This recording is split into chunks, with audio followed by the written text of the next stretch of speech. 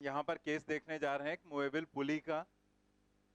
तो movable pulley में और भी कई तरह के केसेस होते हैं, बट वो सब जो कि एनसीईआरटी में भी नहीं दिया गया है और आपके यहाँ पूछे भी नहीं गए क्वेश्चंस। तो जो आपके यहाँ पूछा जा सकता है जहां से, या कुछ जगह पर आपको इस तरह के क्वेश्चंस मिल सकते हैं, तो वही हम यहाँ पर आपको सिर्फ बता दे रहे हैं, ठीक है। तो यहाँ पर मूवेबल पुली में जैसे आप देख सकते हैं कि ये दोनों पुली तो फिक्स हैं, लेकिन ये जो पुली यहाँ पर है ये मूव कर सकती है यहाँ पर, क्योंकि इसको फ्री कर दिया गया, कहीं से क्लैंप नहीं लगाया गया, जस्ट इस स्ट्रिंग के ऊपर रख दिया गया और उसमें एक वेट लटका दिया गया। तो ये पुली जब आप इसे खींचेंगे इस स्ट्रिंग को, जैसे आपने इसको U1 से खींचा और इसको U2 से खींचा, तो यहां पर क्वेश्चन क्या है कि ये किस वेलोसिटी से ऊपर की तरफ जाएगी। ये एक तरह का क्वेश्चन ही है, आईआईटी में भी एक बार पूछा गया था। तो U1 U2 और यहां पर ये किस वेलोसिटी से ऊपर की तरफ ये ब्लॉक जाएगा, तो ये V हमें निकालना है। तो कैसे निकालेंगे, बस यही हमें यहाँ पर देख लेना है, और इससे रिलेटेड 3-4 केसेस हैं यहाँ पर दिए गए, उनका आंसर हम लोग देख लेंगे क्या है। तो जैसे अगर हम यहां पर ऐसे इमेजिन करें कि ये x1 है, ये वाली स्ट्रिंग, ये जो इतना पार्ट है वो x2 है, ये वाला पार्ट जो है वो x3 है, और ये वाला जो पार्ट है वो x4 है, ठीक है। ये ऊपर की तरफ जा रहा है v वेलोसिटी से, ठीक। इस तरह से जब हम इसको U1 या U2 से खींचेंगे, लेकिन रहेगा ये मिड पॉइंट पर, क्योंकि ये वाली जो यहाँ पर पुली है ये तो फ्री है ना, यहाँ पर ये इधर या इधर कहीं भी जाएगी नहीं, क्योंकि ये फ्री है, तो ये बीच में ही रुकेगी आकर यहाँ पर। तो अगर ये बीच में रुकेगी तो फिर ये दोनों एंगल्स तो इक्वल ही रहेंगे, सेम एंगल रहेंगे, ये भी थीटा और ये भी थीटा। अब हमें निकालना है इन वेलोसिटीज का रिलेशन। तो आप यहां पर ये जो x2 और x3, जैसे जो भी यहां पर ये डिस्टेंस है x1 जितनी ये स्ट्रिंग है, इसी का जो रेट ऑफ चेंज होगा उसी को हम वेलोसिटी बोल देंगे। जैसे dx1/dt इसकी वेलोसिटी हो जाएगी, मतलब वो u1 के बराबर हो जाएगा। dx2/dt इसकी वेलोसिटी हो जाएगी। तो हम इस वेलोसिटी को कैसे लिखेंगे जरा देखो, यहां पर ये ऊपर की तरफ जा रहा है ना v वेलोसिटी से, और इस साइड में इसके पैरेलल हमने ड्रॉ किया, ये एंगल क्या दिया गया आपको, थीटा, और इधर भी ऐसे भी आपको एंगल यहां पर क्या दिया गया है, थीटा। तो अगर हम इस v का इधर कंपोनेंट देखें तो वो क्या हो जाएगा, v cos थीटा, और अगर वही कंपोनेंट हम इधर देखें तो भी तो v cos थीटा ही रहेगा। मतलब एंगल साइड अगर किसी भी वेलोसिटी का कंपोनेंट देखेंगे तो वो क्या होगा, v cos थीटा यहां पर। तो इधर भी v cos थीटा, यहां पर भी v cos थीटा। मतलब हम अगर इस वेलोसिटी का या कोई भी वेक्टर है उसका एंगल साइड कंपोनेंट देखते हैं तो वो cos कंपोनेंट होता है। अगर हम इधर देखेंगे तो भी ये cos कंपोनेंट मिलेगा। यानी कि इसका जो रेट ऑफ चेंज होगा x2 का, वो क्या हो जाएगा, v cos थीटा होगा। x3 का रेट ऑफ चेंज क्या हो जाएगा, v cos थीटा, लेकिन माइनस साइन के साथ में। क्यों माइनस होगा, क्योंकि x2 घटेगा ना और x3 भी घटेगा, तो x2 x3 घटेंगे इसलिए माइनस में हो जाएगा, जैसे कि आपको एक क्वेश्चन में कैलकुलस में हमने बताया था। तो आप यहां देखो कैसे हम इसे रिलेट कर सकते हैं, x1 plus x2 plus x3 plus x4, ये बन गया टोटल लेंथ L, ठीक है। x1 plus x2 plus x3 plus x4, ये क्या बन गया, टोटल लेंथ। L का मतलब क्या है, टोटल लेंथ, टोटल लेंथ। तो अगर आप यहां पर रोप को खींचेंगे तो x1 x2 x3 x4 सब वेरी करेंगे, लेकिन क्या टोटल लेंथ पर कोई इफेक्ट पड़ेगा, टोटल लेंथ तो जो है वही रहेगी। अगर हम इसको डिफरेंशिएट कर लें,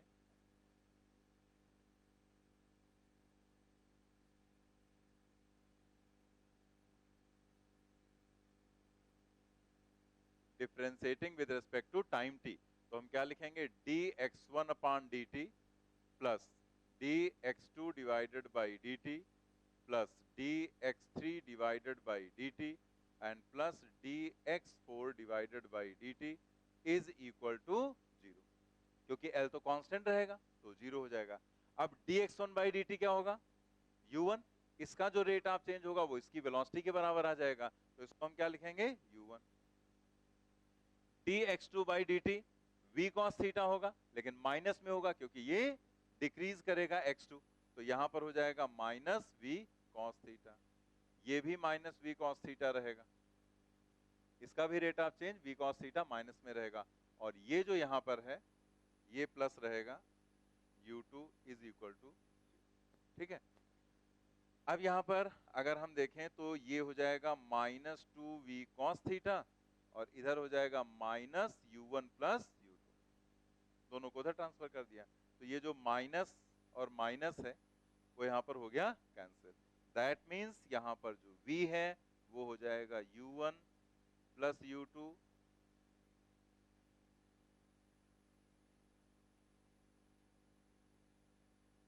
अपॉन 2 cos थीटा। तो अगर हम इसे u1 से खींचें, इसे u2 से खींचें और ये एंगल बीच में थीटा बन रहा है, तो इस ब्लॉक की जो वर्टिकल वेलोसिटी होगी वो क्या हो जाएगी u1 plus u2 upon 2 cos theta. Note कर लेंगे जल्दी से।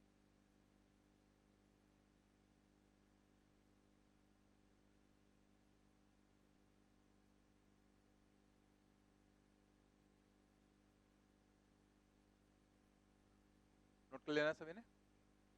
तो हम लोग यहाँ पर इसी से रिलेटेड 4 अलग अलग केस दिए गए हैं, उनको देख लेते हैं। जिसमें जो पहला वाला केस है वो हालांकि काफी पहले पूछा गया था, बट एक बार आईआईटी में पूछा गया था। हालांकि उसमें मूवेबल पुली नहीं है, लेकिन फिर भी उसमें यही वाला फार्मूला अप्लाई कर लेंगे।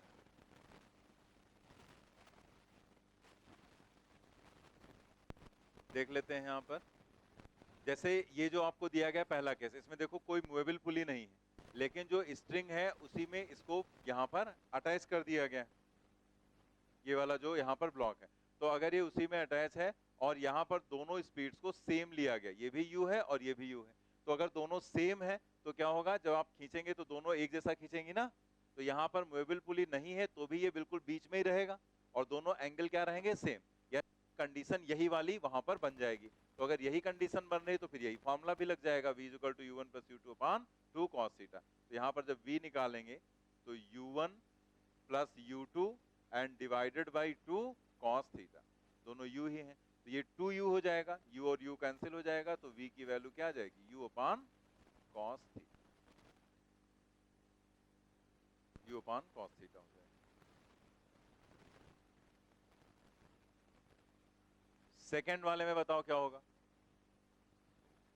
हाँ u अपॉन 2 cos थीटा। जैसे सेकेंड वाले में देखो मूवेबल पुली है, तो वो पुली हमेशा यहाँ पर रहेगी बीच में, लेकिन इधर का जो ये पार्ट है ये क्या है, जीरो। यानी कि यहाँ पर हमने इधर u2 माना था, उधर u1, तो एक तरह से ये तो हो गया u1 इज इक्वल टू तो हो गया u, लेकिन ये तो फिक्स है, तो फिर u2 की वैल्यू जीरो हो जाएगी। ठीक, दैट मीन्स अगर हम यहाँ पर v निकालेंगे तो u1 की जगह पर रखेंगे u, लेकिन u2 हो गया zero and divided by 2 cos theta. That means v is equal to आ जाएगा u upon 2 cos theta.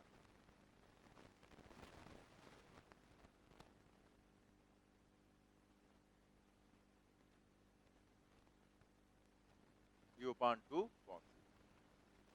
Next हम लोग देखते हैं यहाँ पर थर्ड वाले में।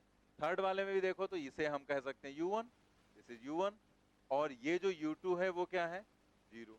अब यहाँ पर एक और पॉइंट है, इसमें अगर आप देखो तो ये रो जो यहाँ पर स्ट्रिंग्स है वो पैरेलल दिखाई गई ना, तो अगर पैरेलल है तो फिर ये जो एंगल होंगे वो 0 0 हो जाएंगे ना, 0 डिग्री एंड 0 डिग्री। तो एंगल अगर 0 है तो यहाँ पर हम लोग v अगर लिखेंगे तो क्या लिखेंगे, u plus 0, u1 plus u2 upon 2 cos 0, और cos 0 क्या होता है, 1। इसका मतलब यहाँ पर v की वैल्यू आ जाएगी u डिवाइडेड बाई, इसमें यहाँ पर देखें तो इसमें मूवेबल पुली लगा दी गई, लेकिन स्पीड अलग अलग कर दी गई। लेकिन यहाँ पर एक सिचुएशन एक्स्ट्रा है कि दोनों एंगल यहाँ पर भी क्या है, 0 0 डिग्री के। तो 0 0 डिग्री एंगल है और u1 u2 है, और ये किस स्पीड से ऊपर जाएगा, v से। तो हम यहाँ पर क्या लिखेंगे, v is equal to u1 plus u2 divided by 2 cos 0। cos 0 की वैल्यू 1, दैट मीन्स ये हो जाएगा u1 plus u2 divided by,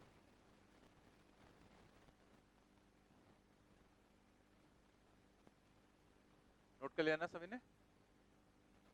तो अब इसके बाद हम लोग यहाँ पर देखेंगे inertial and non inertial frame of reference.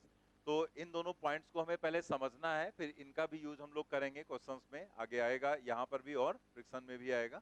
तो हम लोग यहाँ पर देखने जा रहे हैं inertial and non inertial frame of reference. अच्छा, फ्रेम ऑफ रेफरेंस आपको हम बता ही चुके हैं कि फ्रेम ऑफ रेफरेंस का मतलब एक तरह से सिंपल लैंग्वेज में आपको बताया गया था कि जिसके रेस्पेक्ट में हम बॉडी के मोशन को ऑब्जर्व करते हैं उसी को फ्रेम ऑफ रेफरेंस बोलते हैं। फिजिक्स की लैंग्वेज में जो हम लोग वो एक्सिस बनाते हैं एक्स वाई जेड, और उसमें एक आपको बताया गया था क्लॉक लगा देते हैं, क्लॉक हमें टाइम का मेजरमेंट देती और बाकी हम पोजीशन को मेजर करते हैं ओरिजिन के रेस्पेक्ट में, तो उसी को हम लोग बोल देते हैं फ्रेम ऑफ रेफरेंस। पोजीशन का वेरिएशन हो रहा है, चेंज हो रहा है या नहीं, तो समय के साथ अगर पोजीशन में चेंज आ जाता है तो उसमें टाइम भी हमें पता चल जाता है, तो वही एक्स वाई जेड एक्सिस जो रहता है उसी को हम लोग बोल देते हैं फ्रेम ऑफ रेफरेंस।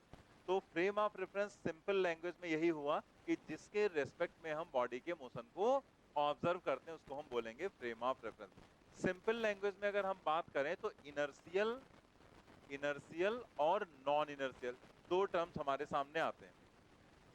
तो इनर्शियल और नॉन इनर्शियल को आप ऐसे समझ लो कि अगर एक्सलरेशन नहीं है, मतलब जैसे जो फ्रेम ऑफ रेफरेंस है यानी कि जिसके रेस्पेक्ट में हम बॉडी के मोशन को ऑब्जर्व करने जा रहे हैं, जैसे सपोज कर लिया हम अपने रेस्पेक्ट में बॉडी के मोशन को ऑब्जर्व कर रहे हैं तो हम बन गए फ्रेम ऑफ रेफरेंस। अब हमारे अंदर अगर कोई एक्सलरेशन है, मतलब हम अगर एक्सलरेट कर रहे हैं, लेकिन एक्सलरेट करने का मतलब ये नहीं कि हमारी स्पीड बढ़ ही रही, एक्सलेशन का मतलब है कि प्लस में भी हो सकता है, माइनस में भी हो सकता है, कैसा भी हो सकता है। तो प्लस या माइनस तो जस्ट एक चॉइस होती है ना कि ओरिजिन कैसे आप चूज कर रहे हैं, इधर की डायरेक्शन आप प्लस ले रहे हो या इधर की डायरेक्शन माइनस ले रहे हो।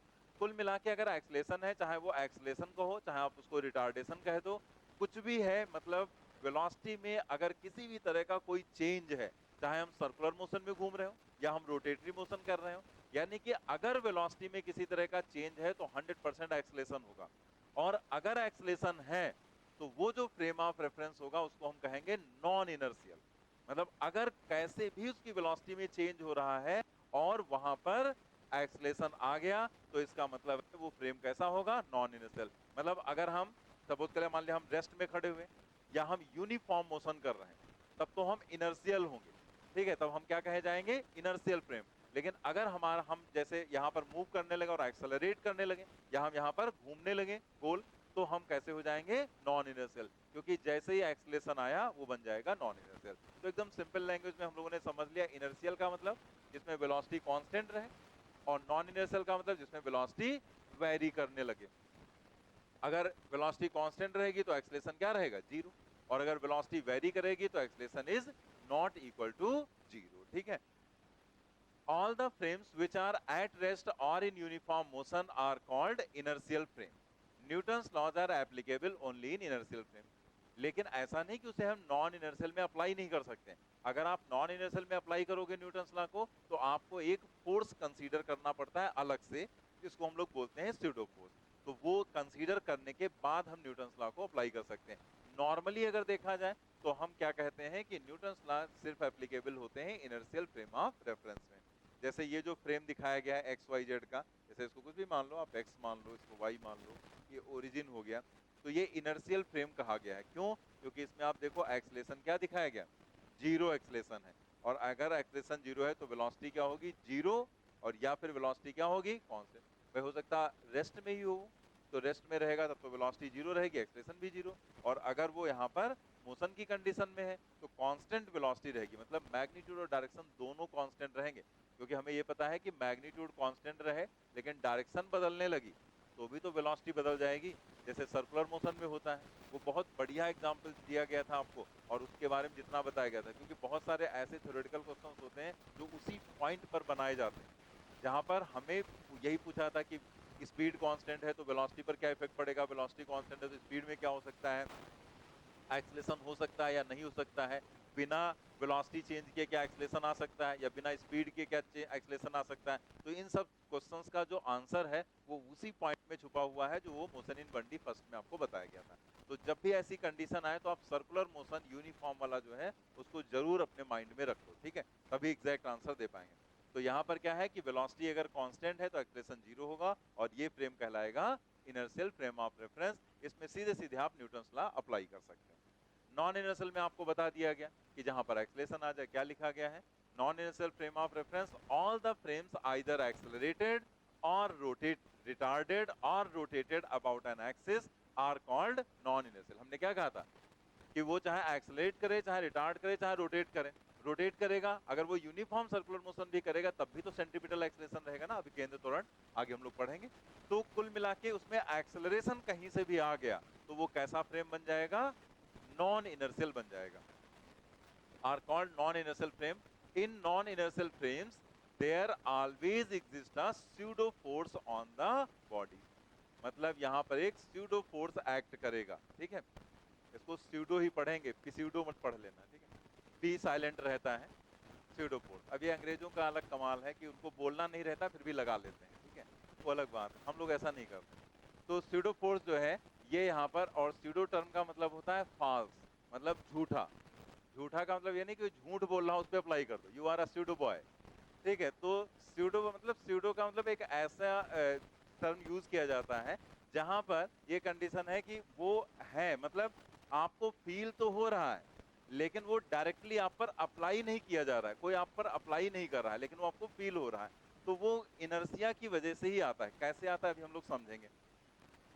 तो there always exist a pseudo force on the body. Pseudo force जो रहेगा वो किसके बराबर रहेगा. जैसे कोई भी बॉडी है, अगर हम उसके ऊपर फोर्स डायरेक्टली अप्लाई नहीं कर रहे हैं लेकिन उसको फोर्स वो फील हो रहा है, तो वो फोर्स उसे कितना फील होगा. और ये फोर्स आपको कैसे उस पर लगेगा कि कैसे फोर्स फील हो रहा है, क्योंकि आप उसे ऑब्जर्व कर रहे होंगे एक नॉन इनर्शियल फ्रेम से. तो उसके ऊपर फोर्स आपको फील होगा कि आपको ऐसा लगेगा कि उस बॉडी के ऊपर फोर्स लगाया जा रहा है, लेकिन जरूरी नहीं कि उसके ऊपर फोर्स लग ही रहा हो. Pseudo force is equal to mass of body. जिसके ऊपर स्यूडो फोर्स आपको दिख रहा है तो वो फोर्स होगा कितना, मास ऑफ बॉडी, मतलब उस बॉडी का मास और इनटू एक्सेलरेशन ऑफ फ्रेम. और जो फ्रेम है उसका क्या एक्सेलरेशन है वो रहेगा. लेकिन साथ ही साथ यहाँ पर जैसे कई लोगों के दिमाग पे रहता है कि जैसे बॉडी इधर चलेगी, मतलब सिस्टम इधर अगर चलेगा तो जो स्यूडो फोर्स लगेगा वो वेलोसिटी के अपोजिट हो. स्यूडो फोर्स कभी भी वेलोसिटी के अपोजिट आपको नहीं लिखना है. स्यूडो फोर्स हमेशा एक्सेलरेशन के अपोजिट रहेगा, वेलोसिटी के नहीं. वेलोसिटी की डायरेक्शन में भी लग सकता है. जैसे नॉर्मली दिमाग में कई बार आता है कि अगर मोशन इधर हो रहा है तो स्यूडो फोर्स पीछे लगेगा, लेकिन ऐसा नहीं. जिधर मोशन है उधर भी स्यूडो फोर्स हो सकता है. तो आपको ध्यान रखना है कि जो स्यूडो फोर्स होगा always opposite to the acceleration of frame, ठीक है? जो फ्रेम का एक्सेलरेशन होगा उसके अपोजिट बॉडी पर स्यूडो फोर्स हमेशा लगेगा. तो अब बॉडी में दो तरह की सिचुएशन हो सकती हैं, या तो एक्सेलरेशन होगा और या रिटार्डेशन होगा. तो आप देखो यहाँ पर एक फ्रेम दिखाया गया है, इसमें एक मास रखा गया है, ये बॉडी हो गई. और यहाँ पर जो ये नॉन इनर्शियल फ्रेम है और इसको कहा गया है एक्सेलरेटेड फ्रेम. तो आप देखो यहाँ पर वेलोसिटी और एक्सेलरेशन दोनों सेम डायरेक्शन में दिखाए गए. तो जब सेम डायरेक्शन में होते हैं तो हम उसको एक्सेलरेशन बोल देते हैं नॉर्मली, और जब अपोजिट होते हैं तो रिटार्डेशन बोलते हैं. तो यहाँ पर देखो v और a नॉट अपोजिट है तो इसको क्या कहा गया, रिटार्डेड. नॉन इनर्शियल फ्रेम है लेकिन ये रिटार्डेड है, नॉन इनर्शियल फ्रेम है लेकिन ये एक्सेलरेटेड. मास दोनों जगह दिखा दिए गए जिस बॉडी को आप ऑब्जर्व कर रहे हैं. अब मान लिया इस बॉडी को आप ऑब्जर्व कर रहे हैं इस फ्रेम से, मतलब आप इस फ्रेम ऑफ रेफरेंस में खड़े हुए हैं कहीं पर, मान लो आप ओरिजिन पर खड़े हुए हैं या कहीं पर खड़े हुए हैं और आप इस बॉडी को ऑब्जर्व कर रहे हैं. तो आप कहाँ हैं, आप नॉन इनर्शियल फ्रेम में हैं. अब नॉन इनर्शियल फ्रेम से अगर आप इसको ऑब्जर्व करेंगे तो आपको क्या लगेगा, इसके ऊपर दिखेगा एक स्यूडो फोर्स, और वो स्यूडो फोर्स इस एक्सेलरेशन के होगा अपोजिट. और कितना होगा, मास इनटू एक्सेलरेशन के बराबर. तो आप देखो इधर एक्सेलरेशन है तो स्यूडो फोर्स अपोजिट दिखाया गया, ठीक है? कैसे दिखाया गया, ये ए नॉट इधर, स्यूडो फोर्स उसके जस्ट अपोजिट. और ये स्यूडो फोर्स कितना है, मास और एक्सेलरेशन किसका, फ्रेम का, एक्सेलरेशन ऑफ फ्रेम. तो फ्रेम का एक्सेलरेशन कितना है, ए नॉट. तो एम ए नॉट के बराबर इसके ऊपर स्यूडो फोर्स लगेगा. क्लियर हो गया ना. यहां देखो रिटार्डेड है तो रिटार्डेड में यहाँ पर एक्सेलरेशन इधर है, वेलोसिटी इधर है. आप देखो आप अगर इस फ्रेम पर खड़े होकर इस बॉडी को ऑब्जर्व कर रहे हैं तो आपको इसके ऊपर दिखेगा स्यूडो फोर्स, और वो स्यूडो फोर्स दिखेगा ए नॉट के अपोजिट. तो ए नॉट इधर, तो देखो स्यूडो फोर्स इस डायरेक्शन में, एम ए नॉट इस ए नॉट के अपोजिट ही दिखाना है, और कितना, mass into acceleration of frame के बराबर. अब आप देखो जैसे अभी हम बता रहे थे कि जो स्यूडो फोर्स है वो जिधर मोशन हो रहा है उधर भी लग सकता है, और जिधर मोशन हो रहा है उसके अपोजिट भी लग सकता है. तो आप यहाँ पर चेक करो, मोशन किसके हिसाब से आप चेक करते हैं, मोशन हो रहा है वेलोसिटी एक्सेलरेशन, वेलोसिटी के, मतलब जिधर वेलोसिटी है उधर ही मोशन होगा. तो आप यहाँ पर चेक करो वेलोसिटी और स्यूडो फोर्स एक दूसरे के अपोजिट, और यहाँ देखो वेलोसिटी और स्यूडो फोर्स एक दूसरे की डायरेक्शन में. तो इसका मतलब वेलोसिटी और मतलब जो मोशन है और स्यूडो फोर्स है वो सेम और अपोजिट दोनों तरह से हो सकते हैं डायरेक्शन वाइज, लेकिन हमेशा ए नॉट के अपोजिट दिखेगा। यहाँ भी ए नॉट के अपोजिट है और यहाँ भी। अब देखो ये जितना भी आपको बताया गया है इसको ऐसे तो फिजिक्स की लैंग्वेज में ऐसे बता दिया गया। अब इसको हम बहुत ही आसान लैंग्वेज में समझ लेते हैं कि क्वेश्चन में हम इसको कैसे यूज करेंगे। तो इसका जो सबसे यूजुअल एग्जांपल है वो है वही बस और पैसेंजर वाला। जैसे आप सोचो कि आप बस में बैठे हुए हो। अब जब आप बस में बैठे हैं और अचानक से बस चल देती है तो बस ने क्या किया, एक्सेलरेट हुई कि रिटार्ड? एक्सेलेरेट हुई ना। अगर वो रुकी हुई थी अचानक से चलती है तो वो एक्सेलेरेट होती है, और जब वो चलती है तो आप पर फोर्स किधर लगता है, पीछे लगता है ना, उसके मोशन के अपोजिट। ठीक है, तो आप ऐसे ही किसी भी क्वेश्चन में सोचना कि क्वेश्चन में आपको कैसे सोचना है। जैसे आपको दो बॉडीज दे दी गई, कह दिया गया कि एक बॉडी यहाँ पर ये है, ऐसे ट्रायंगल जैसा कुछ भी बना दिया गया और इसके ऊपर एक ये दूसरी बॉडी रख दी गई। अब कह दिया गया कि ये बॉडी इधर की तरफ एक्सेलरेट होना स्टार्ट कर दी, तो आप इसको मानो कि ये क्या है, बस, और ये क्या है, पैसेंजर। तो अगर ये बस आगे की तरफ एक्सेलरेट होगी तो पैसेंजर पर फोर्स कैसे लगेगा, पीछे की तरफ। और अगर ये जा रहा था, जो नीचे का ट्रायंगल है, और अचानक से ये रुक गया या रुकने लगा या रिटार्डेशन इसमें आ गया, तो इसका मतलब आप इमेजिन करो कि ये बस है, तो बस में अगर ब्रेक लगा दिए जाए तो पैसेंजर पर फोर्स कैसे लगता है, आगे की तरफ लगता है। यानी कि इस पर जो फोर्स लगेगा वो आगे की तरफ लगेगा। तो सबसे बढ़िया तरीका यही होता है स्यूडो फोर्स समझने का कि आप समझ लो जैसे दो बॉडीज हैं, तो एक को जो बॉडी है बस मान लो और दूसरे को जिस पर फोर्स देखना उसको पैसेंजर मान लो। और फिर ये देख लो कि बस एक्सेलरेट कर रही है, रिटार्ड, एक्सेलरेट कर रही है तो पीछे की तरफ, रिटार्ड कर रही है तो आगे की तरफ लगेगा। वैसे हम लोग स्यूडो फोर्स दिखाया करते हैं। ठीक है, तो यहाँ तक की ही कहानी हम लोग को देखनी थी, हो गया ना सर इसमें। अब हम लोगों को इसमें क्वेश्चंस बस बाकी रह गए हैं, वो देखने हैं। देखते हैं यहाँ पर जो ये क्वेश्चन है 37 नंबर का। Figure A, B and C show 3 different situations of the surface of liquid contained in a vessel that is moving towards right. मतलब ये तीनों राइट में मूव कर रहे हैं। These figures indicate respectively that the vessels is moving with uniform speed, accelerating and decelerating। जैसे ऐसे दिखाए गए हैं तो आपसे ये कहा गया कि ये स्पीड यूनिफॉर्म है, ये एक्सेलरेट कर रहा है, ये डिसलेट कर रहा है। Moving with uniform speed, decelerating and accelerating. मतलब कुल मिला के आपको ये समझ में आ गया कि हमें ये चेक करना है कि इसमें से कौन सा यूनिफॉर्म स्पीड से जा रहा है, कौन सा इसमें एक्सेलरेट कर रहा है और कौन सा डिसलरेट यानी कि रिटार्ड कर रहा है। कौन सा ऑप्शन आएगा, फर्स्ट ऑप्शन यहां पर आ जाएगा। क्योंकि अगर आप यहां पर देखें तो ये जो डायरेक्शन दिखाई गई मोशन की डायरेक्शन दिखाई गई है। ठीक है, जैसे आप देखो यहाँ पर कि आपको कहा गया कि ये जो वेसल्स हैं मूविंग टुवर्ड्स राइट, ठीक है, राइट में मूव कर रहे हैं। तो ये जो यहाँ पर दिखाया गया ये एक तरह से क्या हो गई, वेलोसिटी, सब में वेलोसिटी हो गई, और वेलोसिटी का मतलब मोशन जिधर हो रहा है वो दिखा देगा।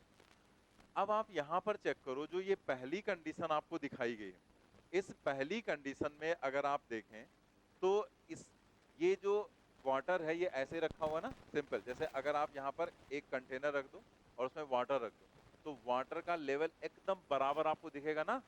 ठीक है, बिल्कुल बराबर। मतलब वो बराबर क्यों दिख रहा है, क्योंकि उसके ऊपर किसी भी डायरेक्शन में फोर्स नहीं लग रहा है, बस वही अंडर ग्रेविटी वाला फोर्स लग रहा है, वो एकदम स्टेबल रहेगा।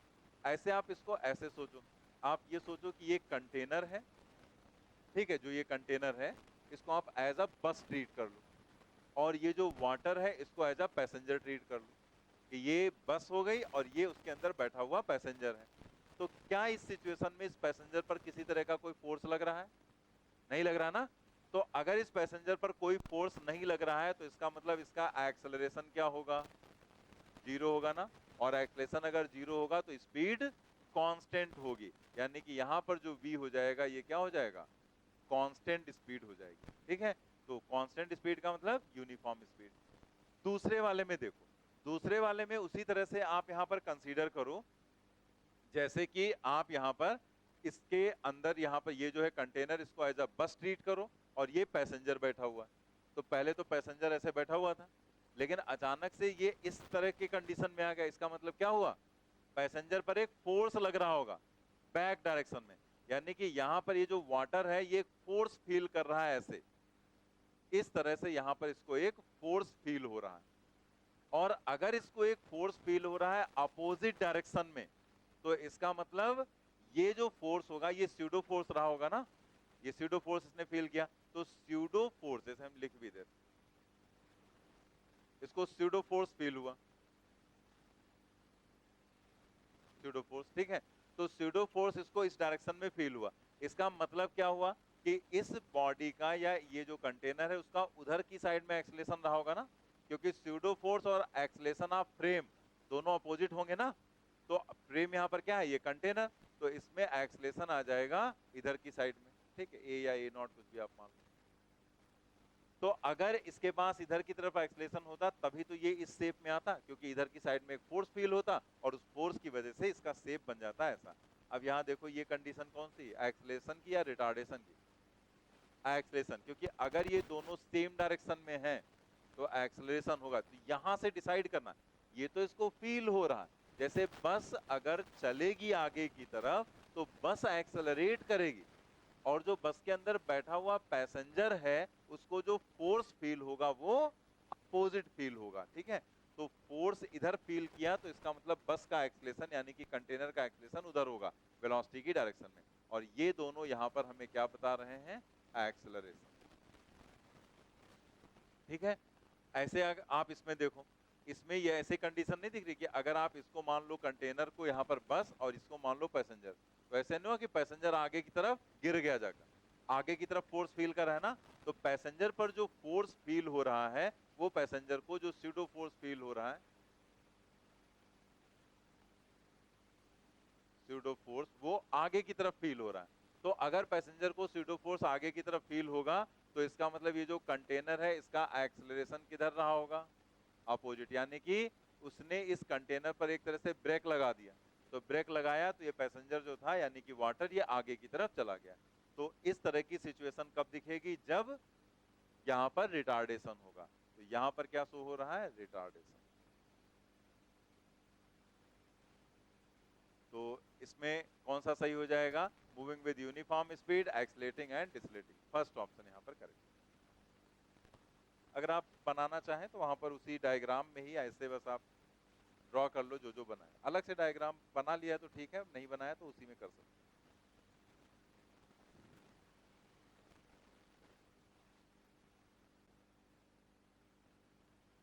नोट कर लिया ना सभी ने। चलिए नेक्स्ट क्वेश्चन पर आ जाते हैं, question number 38।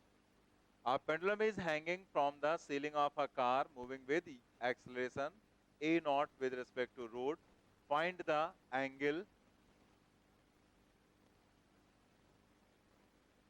Find the angle made by the string with the vertical.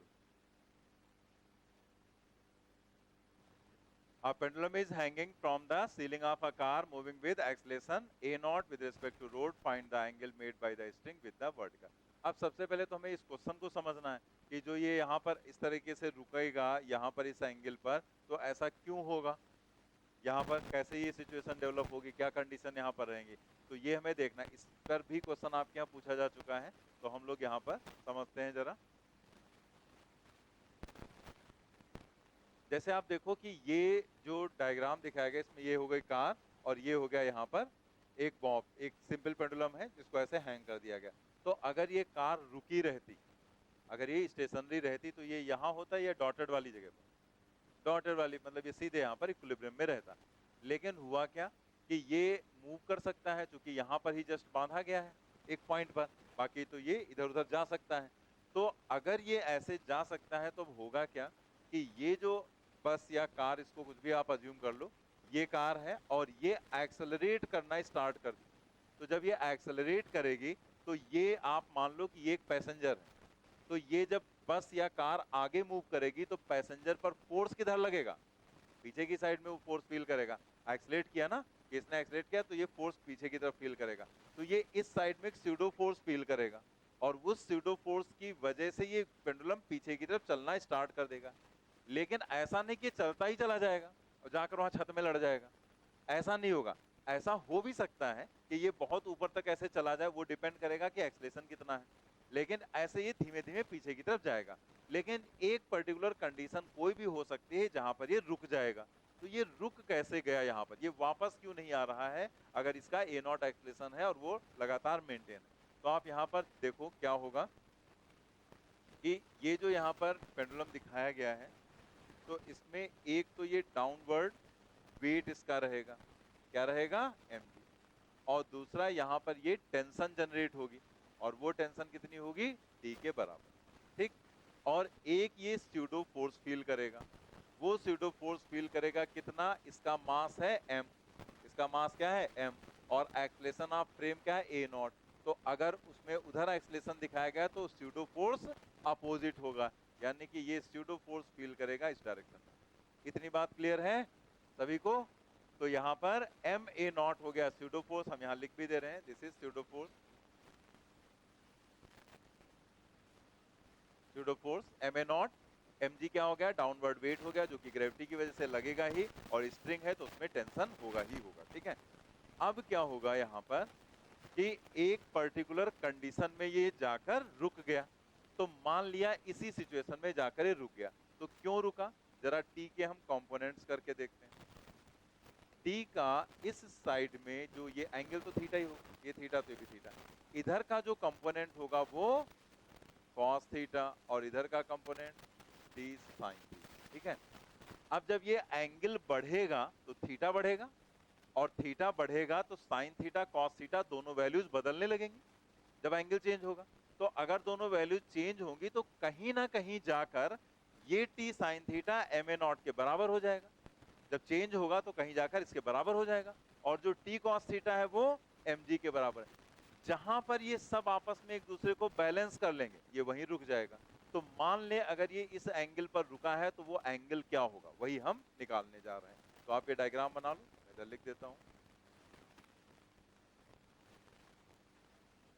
Diagram अलग से कॉपी पर बनाते चलना, ठीक है।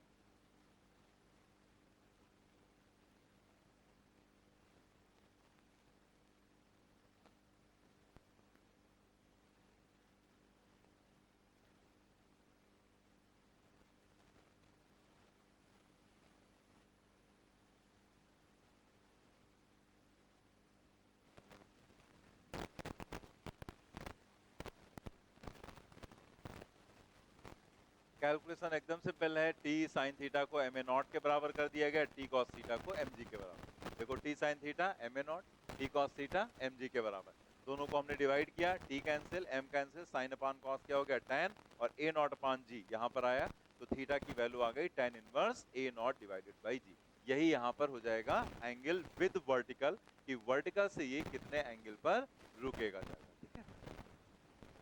अब जैसे ये जो कैलकुलेशन है ये हमने आपको प्रोजेक्टाइल मोशन में बताया था कि ये कैलकुलेशन बहुत जगह पर यूज होता रहता है। तो जैसे आपको यहाँ पर दिख गया कि आपको तो थीटा चाहिए था अकॉर्डिंग टू प्रॉब्लम, तो आपने तुरंत डिवाइड किया और थीटा निकाल लिया, लेकिन बाई चांस वो थीटा के बजाय ये कह दे what is tension in string, तो क्या करोगे, दोनों को स्क्वायर करके ऐड कर देंगे।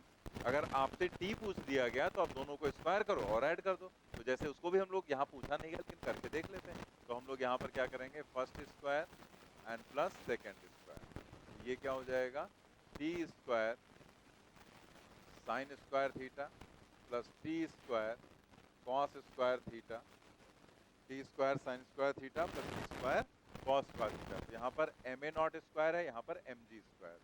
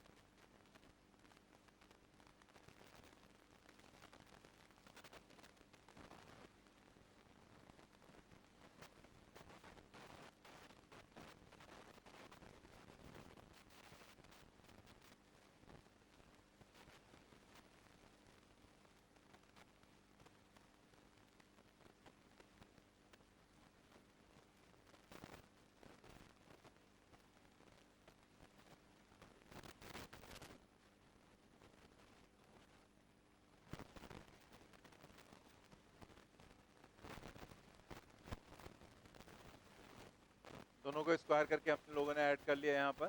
तो देखो क्या रहा है, T square sine square theta plus T square cos square theta M A not square plus M G to the whole square. फिर यहाँ पर टी स्क्वायर ले लिया कॉमन, अंदर बचा sign square theta plus cos square theta, और यहाँ पर एम स्क्वायर कॉमन लिया, तो यहाँ पर क्या है ए नॉट स्क्वायर और प्लस जी square sine square theta plus cos square theta. जैसे तुम ये फॉर्मूला याद रखते हो, बाकी वैसे सारे याद कर लो तुम, बस मजा ही आ जाए। ठीक है, ये तो भूलता ही नहीं, मतलब इसको तुम कोशिश भी करते हो भूलने की, उसको भुलाना चाहा लेकिन भुला ना पाए वाली कंडीशन।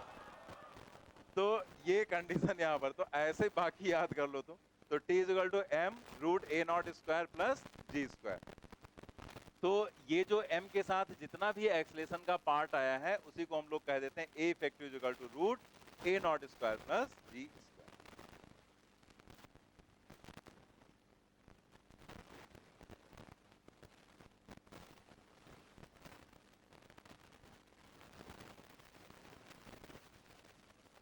तो ये भी आपके यहाँ पूछा जा चुका है और भी कई एग्जाम से पूछा गया है क्वेश्चन। ठीक है, चलिए नेक्स्ट हम लोग आ जाते हैं 39। अब देखो यहाँ पर जो क्वेश्चंस कुछ दिए गए हैं 39, 40, 41 एंड 42, ये सभी क्वेश्चन जो चार के चारों हैं वो सब एक ही तरह के कॉन्सेप्ट से रिलेटेड है, लेकिन उसमें पूछा अलग अलग गया है। मतलब एक क्वेश्चन में कुछ अलग चीज पूछी गई, दूसरे में कुछ अलग पूछा जा रहा है, तो हमें वो सभी चीजें आपको बतानी थी, इसलिए हमने चारों क्वेश्चंस को एक पास कर दिया कि आप उसके अंदर कंफ्यूज ना हो। उससे क्वेश्चंस पूछे भी जा चुके हैं, तो हम लोग वहां पर देखने जा रहे हैं। ये जो नेक्स्ट क्वेश्चन है इसमें कई पार्ट हैं। The acceleration of body, normal acceleration, the condition for the body to be at rest relative to the plane. Question क्या है यहाँ पर कि ये जो प्लेन दिया गया है ये इस डायरेक्शन में, एपी इसको कह दिया गया, ए नॉट कुछ भी बोल दो, ये इस डायरेक्शन में मूव कर रहा है, और यहाँ पर ये एक ब्लॉक रखा गया एम मास का, और यहाँ एंगल दिया गया है इस ट्रायंगुलर प्लेन का थीटा। तो अगर ये ऐसे मूव करना स्टार्ट करता है एपी एक्सलेशन से, तो आपको ये सारी चीजें बतानी है कि अगर ये ऐसे मूव करेगा तो ये स्लाइड करेगा, लेकिन जब स्लाइड करेगा तो इसका एक्सलेशन क्या होगा। अच्छा, अगर ये ना मूव करता तब इसका एक्सलेशन क्या होता, क्या होता? ये तो हम लोग मोशन अंडर ग्रेविटी से जानते हैं कि अगर ये रुका होता तब तो इसका जी साइन थीटा हो जाता नीचे, लेकिन अगर इसके पास भी एक एक्सलेशन आ गया तब इसका एक्सलेशन क्या होगा वो निकालना है। अगर यहाँ पर हम बात करें कि ये रुका हुआ है, तो उस कंडीशन में जो नॉर्मल रिएक्शन होगा आर, वो किसके बराबर होगा, mg cos थीटा। इधर साइन होता है और इधर cos होता है, तो वो mg cos थीटा के बराबर होता है। लेकिन यहाँ क्वेश्चन क्या है कि अगर इसके पास एक्सलेशन है तो यहाँ पर क्या कंडीशन होगी, आर की वैल्यू क्या होगी। और एक कंडीशन भी उसने पूछ रखी है आपसे कि अगर यहाँ पर हम कहते हैं the condition for the body, मतलब body to be at rest relative to the plane, मतलब ये बॉडी ना नीचे स्लाइड करे ना ये ऊपर जाए, जहां है वहीं रखी रहे, तो ऐसी कंडीशन कौन सी कंडीशन होगी जिसमें ये बॉडी स्लाइड नहीं करेगी। ठीक है, तो ये तीनों केस हम लोग को यहाँ पर कैलकुलेट करना है। ये जो लास्ट वाला पार्ट है ये पूछा भी गया था आपके, ये लास्ट वाला पार्ट, जैसे 3 पार्ट हमने कराए थे, तो ये जो लास्ट वाला ये आपके यहाँ पूछा गया था नीट में 2018, लास्ट वाला पार्ट। ठीक है, तो चलिए इसको हम लोग देखते हैं और ध्यान से समझ लेंगे क्योंकि बहुत ही आसान है, कोई प्रॉब्लम इसमें है नहीं, आराम से निकाल लेंगे हम लोग। जस्ट सब कुछ हमें पता है, तो आप सिस्टमेटिक वे से आप देखो कि कैसे यहाँ पर आपको बताया जा रहा है, क्योंकि जब पूरा डायग्राम बन जाता है ना तब वो कॉम्प्लिकेटेड लगने लगता है। तो जैसे ये हमने यहाँ पर दिखा दिया, वही पूरा डायग्राम वही है। अब इसमें जो हमें पहले से पता है, पहले हम वो काम कर लें। तो पहले से हमें एक चीज पता है कि इसका जो डाउनवर्ड वेट होगा वो mg के बराबर होगा। अगर हम यहाँ पर इस तरीके से एक लाइन ड्रॉ कर दें और एक लाइन ऐसे ड्रॉ कर दें, तो हमें ये पता है कि ये एंगल कितना होगा, थीटा। ठीक है, और ये जो थीटा यहाँ पर एंगल है उसकी वजह से इधर का ये जो कंपोनेंट है ये क्या होगा, mg cos थीटा, इधर का जो कंपोनेंट mg sin थीटा, और यहाँ पर जो नॉर्मल रिएक्शन वो आर। क्या इतने में किसी को कोई दिक्कत? इतना काम तो हमें पहले से पता है, वही हमने यहाँ पर कर दिया। अब इसके अलावा हम देखते हैं और क्या आएगा। तो हमें दिखा कि ये अगर रेस्ट में होता प्लेन तब तो बस इतना ही था जो कुछ था, इसके अलावा कुछ हो ही नहीं सकता था, लेकिन ये यहाँ पर इधर की साइड में मूव करने लगा। तो अगर ये मूव करना स्टार्ट कर देगा यहाँ पर, तो हम इसको अज्यूम कर सकते हैं, ये जो नीचे का ट्रायंगल है इसको हम अज्यूम कर लें कि एज अ बस, और ये उसके ऊपर बैठा है एक पैसेंजर। तो अगर बस आगे की तरफ ऐसे एक्सेलरेट हो रही है तो पैसेंजर पर फोर्स कैसे लगेगा?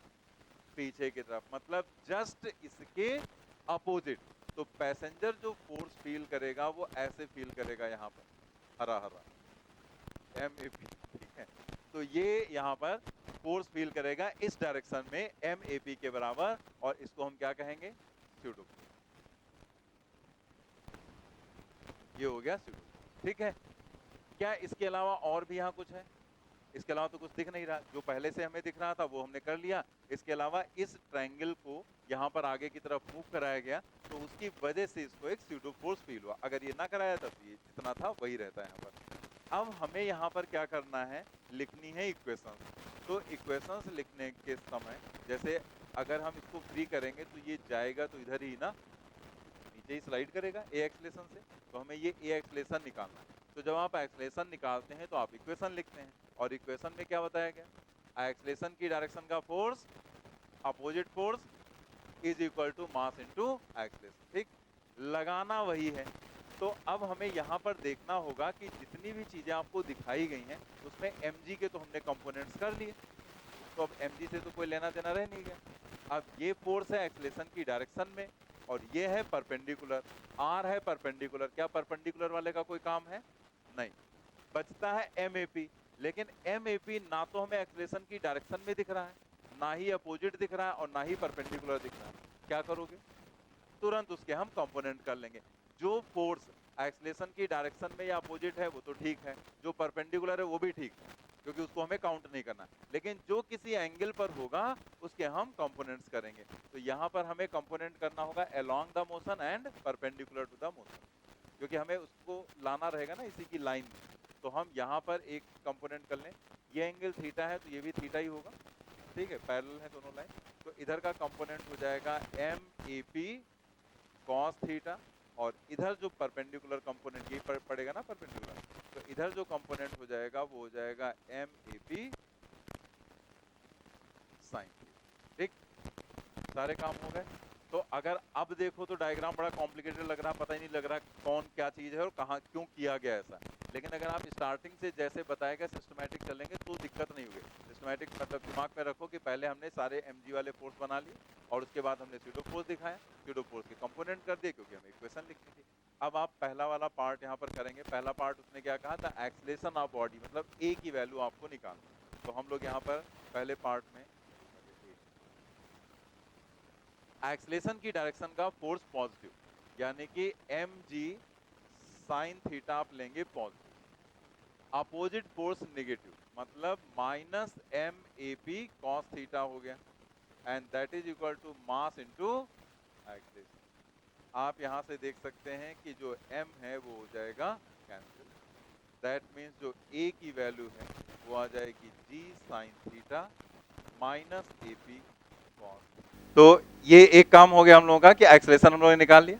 अब इसके बाद हम लोगों को क्या देखना है? Reactionary force.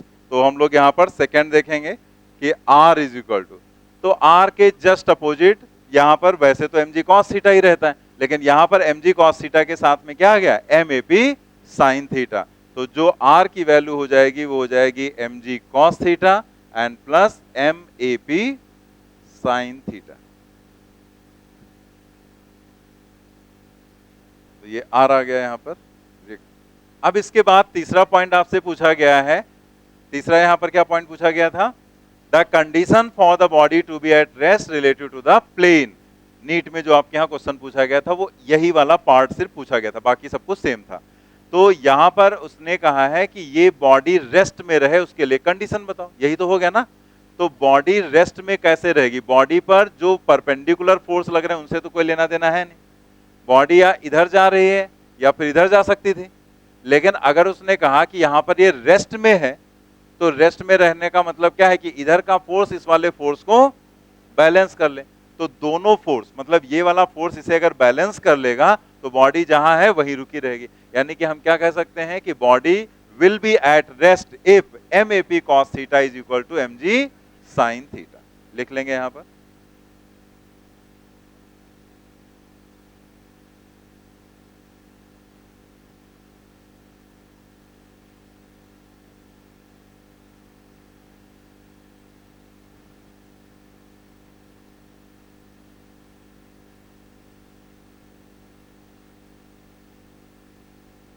Body will be at rest if M A P cos theta is equal to M G sine theta. तो यहां से देखते हैं एम हुआ कैंसिल, तो ए पी की वैल्यू आएगी, कॉस इधर जाएगा बन जाएगा tan थीटा, तो इसका मतलब ए पी की वैल्यू आ जाएगी जी tan थीटा।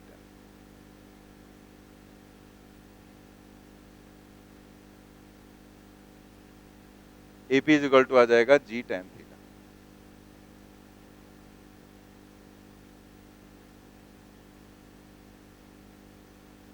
अब इसके बाद देखते हैं हम लोग नेक्स्ट क्वेश्चन जो कि इसी से रिलेटेड है। नोट कर लिया ना ये सभी ने? A block of mass m is placed on a smooth wedge of wedge angle theta। यही जो ट्रायंगल दिखाया गया इसी को wedge बोल दिया गया। The whole system is accelerated horizontally so that the block does not slip on the wedge। अब देखो यहां पर whole system is accelerated horizontally, यानी कि जैसे पीछे वाले केस में एक्सलेट कर रहा था वैसे यहां पर कर रहा है, लेकिन साथ में अगेन क्या कहा गया, so that the block does not slip, और ये ब्लॉक स्लिप नहीं कर रहा है, मतलब सिस्टम पूरा हॉरिजॉन्टल जा रहा है लेकिन ब्लॉक स्लिप नहीं कर रहा है। मतलब कौन सी कंडीशन हो गई, ये तीसरी वाली, यही कंडीशन तो हो गई ना, इसमें AP is equal to G tan theta वाली कंडीशन। तो उसने कहा है द फोर्स, फोर्स का मतलब क्या पूछ रहा है, नॉर्मल रिएक्शन, यानी कि यहां पर ये जो R होता है ना, नॉर्मल रिएक्शन इसी को तो बोलते हैं हम, तो यही R वो जानना चाह रहा है। द फोर्स या normal reaction exerted by the ways on the block has a magnitude, मतलब इसकी वजह से इसके ऊपर जो ये फोर्स लगेगा, रिएक्शनरी फोर्स, नॉर्मल रिएक्शन, वो आपको बताना है। आपके यहाँ पूछा गया था काफी पहले, बट बढ़िया क्वेश्चन है इसलिए इसको डाल दिया गया यहाँ पर कि आप ये R कैसे निकालेंगे। तो एक तो यूजुअल मेथड हमारे दिमाग में क्या आएगा, हमारे दिमाग में आएगा कि हमने R तो यहाँ निकाला ही है, तो उसने ये कहा है कि ये रेस्ट में, ये मूव भी नहीं कर रहा है, तो अगर ये मूव नहीं कर रहा है तो उसके लिए हमें AP पता है जी tan थीटा, क्योंकि जो वहां पर ऑप्शंस दिए गए हैं, जो ये क्वेश्चन हम लोगों ने भी पढ़ा है, इसके जो ऑप्शंस है उसमें कहीं AP नहीं दिया गया। आपको ऑप्शंस देखो क्या दिए गए हैं, ऑप्शंस में क्या दिया गया, mg cos theta, mg tan theta, mg upon cos theta N. तो आपको यहां से पता चल गया कि AP की वैल्यू क्या है, जी tan थीटा। इस AP को उठाकर आप इसमें रख दो और सॉल्व कर लो, R की वैल्यू आपको मिल जाएगी। लेकिन ये इस तरह से अगर हम करते हैं तो थोड़ा सा कॉम्प्लिकेटेड जाएगा ये क्वेश्चन यहां पर। तो इसका एक और भी तरीका है, जैसे अगर आपके दिमाग में ये चीज ही हिट कर रही, वो चीज जो भी बताने जा रहे वो नहीं हिट करेगी, तब तो आपको ऐसे ही करना ही पड़ेगा कि आप AP की वैल्यू यहां पर रखेंगे और फिर इसे सॉल्व करके R की वैल्यू निकाल देंगे, एकदम एग्जैक्ट सही आंसर आएगा।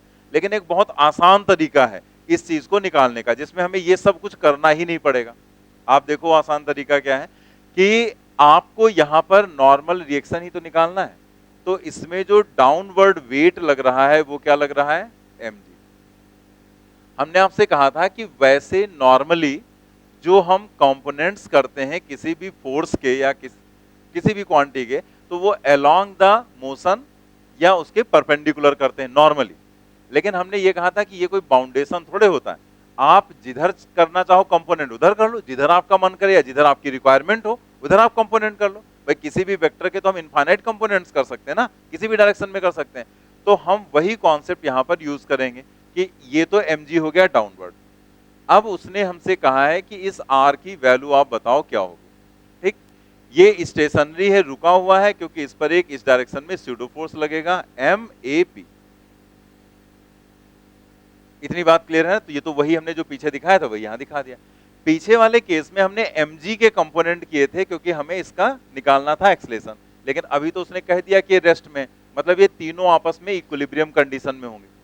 अब अगर ये तीनों आपस में इक्विलिब्रियम कंडीशन में हैं तो हम इस R के कंपोनेंट कर लें, जैसे हमने mg के किए थे, लेकिन हम mg के नहीं कर रहे हैं, हम R के कंपोनेंट करेंगे। तो उसके लिए हमने एक लाइन ड्रॉ की, तो ये एंगल अगर थीटा है यहां पर, ठीक, तो ये वाला एंगल थीटा ही हो जाएगा ना।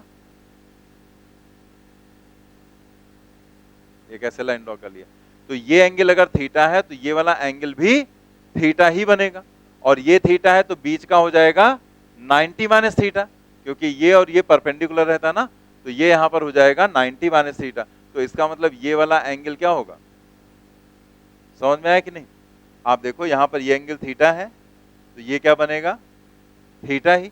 और अगर ये एंगल थीटा, जैसे यहां पर हमने ऐसे लाइन नहीं ड्रॉ की, अगर आप चाहें तो ऐसे लाइन ड्रॉ करके कर सकते हैं, क्योंकि ये तो पॉइंट ऑब्जेक्ट माना ही जाता है ना, ऐसे ऐसे आप लाइन ड्रॉ कर लो। तो ये थीटा है, तो ये एंगल क्या हो जाएगा थीटा, और ये आर दोनों परपेंडिकुलर है, तो ये हो जाएगा बीच का जो एंगल बनेगा वो 90 माइनस ये वाला 90 माइनस थीटा।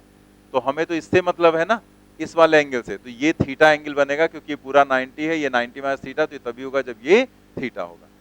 अब आप यहां पर इसके कंपोनेंट्स देखो आर के, आर का एक कंपोनेंट हो जाएगा इधर ये वाला, ये कंपोनेंट क्या हो जाएगा आर कॉस थीटा, और इधर का जो कंपोनेंट है वो हो जाएगा आर साइन थीटा।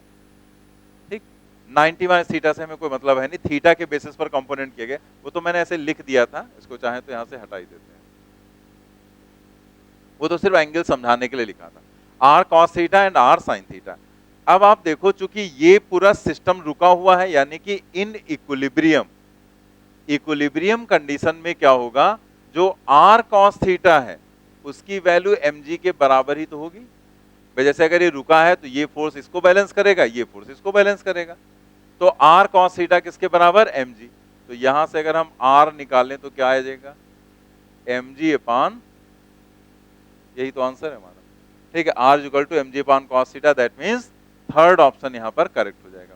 अब आप सोचो इसमें कितना कैलकुलेशन करना पड़ा, कुछ नहीं था, जस्ट हमने r के कंपोनेंट्स किए और वर्टिकल कंपोनेंट को इक्वेट कर लिया, r cos theta is equal to mg, इसकी हमें जरूरत ही नहीं है, और just r cos theta mg, तो r इज इक्वल टू क्या हो गया mg cos थीटा।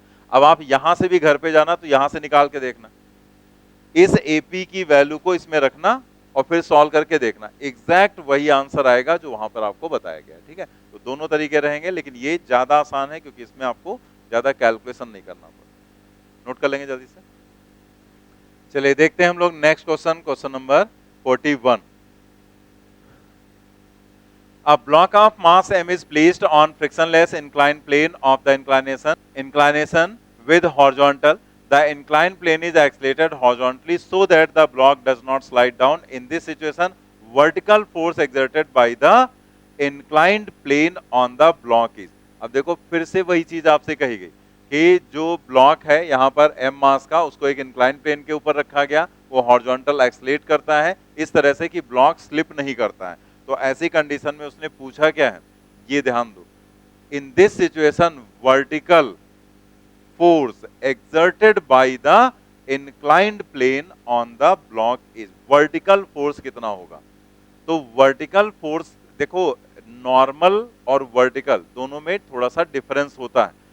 नॉर्मल जो है, कई लोग नॉर्मल और वर्टिकल को एक ही बात समझ लेते हैं, तो नॉर्मल का मतलब होता है नॉर्मल टू द सरफेस। अब वो सरफेस कैसी भी हो सकती है, जैसे उसने सरफेस ऐसे बनाया तो ये नॉर्मल हो गया, अगर उसने सरफेस ऐसे बनाया तो ये नॉर्मल हो गया, सरफेस ऐसे बना दिया गया तो ये नॉर्मल हो गया, सरफेस ऐसे बना दिया गया तो ये नॉर्मल, मतलब जो भी एंगल रहेगा वो क्या होना चाहिए 90। ये सब क्या है नॉर्मल है, लेकिन normal to the given surface, जो सरफेस आपको दी गई उसके नॉर्मल है। ठीक, लेकिन आपसे अगर कहा जाता है वर्टिकल, तो वर्टिकल के साथ एक टर्म लगता है हॉरिजॉन्टल, जैसे होता नहीं हॉरिजॉन्टल है कि वर्टिकल है, ये पूछा था ना। तो जब हॉरिजॉन्टल कहा जाता है तो हम ग्राउंड के रेस्पेक्ट में चीजों को ऑब्जर्व करते हैं कि ग्राउंड के पैरेलल, जैसे जब हॉरिजॉन्टल कहते हैं तो क्या कहते हैं ग्राउंड के पैरेलल, तो ग्राउंड ये है तो इसी के पैरेलल, इसको हम हॉरिजॉन्टल कहेंगे। और इसके ऊपर 90 डिग्री पर अगर हम लाइन खींचे तो इसको हम क्या कहेंगे वर्टिकल। ठीक है, जैसे हम लोग पोल बाहर खड़े होते हैं तो हम क्या कहते हैं वर्टिकल पोल है। ठीक है, कोई चीज हॉरिजॉन्टल है तो उसको हम हॉरिजॉन्टल बोलते हैं, तो हम कैसे बोलते हैं ग्राउंड को रेफरेंस मानकर बोलते हैं ना, ग्राउंड के पैरेलल है तो हॉरिजॉन्टल, ग्राउंड के परपेंडिकुलर है तो वर्टिकल। तो हम लोग नॉर्मल और वर्टिकल में डिफरेंस समझ गए ना, कि नॉर्मल किसी भी सरफेस के नॉर्मल आप कह सकते हैं, लेकिन वर्टिकल का मतलब ग्राउंड के रिस्पेक्ट में आप उस चीज को वर्टिकली यहां पर देख रहे हैं क्या है। तो अब हम इसके लिए डायग्राम नहीं बनाएंगे अलग से, आप यहां देखो, इसी डायग्राम को आप देखो यहां पर, तो इसमें अगर आप यहां पर वही कंडीशन है ना कि ये हॉरिजॉन्टली एक्सलेट कर रहा है और ये ब्लॉक जो है वो रेस्ट में रखा हुआ है, तो इसमें जो वर्टिकल फोर्स है वो यही तो है आर कॉस थीटा, इसी को तो वर्टिकल फोर्स कहेंगे। वह सारे फोर्सेस हमने दिखा लिए are M G M A P, तो हमें क्या दिख रहा है कि जो आर के कंपोनेंट्स हमने किए, तो अब ये वर्टिकल हो गया और ये हॉरिजॉन्टल हो गया। तो उसने हमसे क्या पूछा है वर्टिकल फोर्स, उसने हमसे पूछा है vertical force exerted by the inclined plane, inclined plane के द्वारा जो वर्टिकल फोर्स लगेगा किस पर, ऑन द ब्लॉक। तो जो ये रिएक्शनरी फोर्स आता है ये क्या होता है, ये ब्लॉक की वजह से, मतलब ये जो ग्राउंड ये है यहाँ पर वेज जो ट्रायंगल है, इसकी वजह से ही तो रिएक्शन, उसने एक्शन किया होगा और इसने क्या किया, रिएक्शन। तो एक तरह से यही तो होगा ना, ये जो ट्रायंगल में रखा गया है ट्रायंगुलर वेज है, तो इसने इसके ऊपर आर लगाया, तो अगर पूछा जाए इसने इसके ऊपर वर्टिकल कितना फोर्स लगाया, तो कितना लगाया, आर कॉस थीटा। तो हम इसी डायग्राम में लिख दे रहे हैं, ठीक है, क्योंकि बार बार डायग्राम क्या बनाना, तो इसी डायग्राम में हम लिख दे रहे हैं this is vertical force,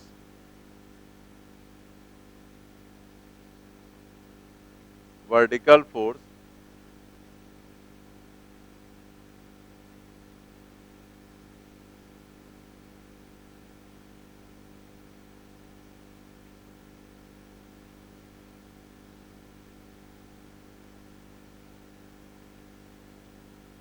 vertical force exerted by the plane on the block, plane के द्वारा ब्लॉक पर लगने वाला वर्टिकल फोर्स क्या है, R cos theta.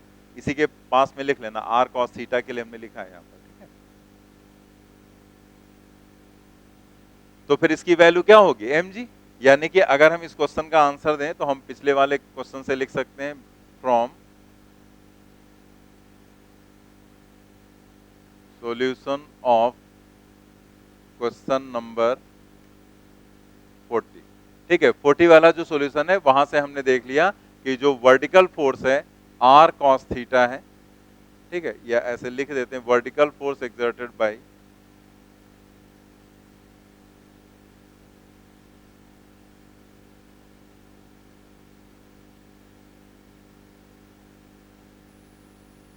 Bye plane on the block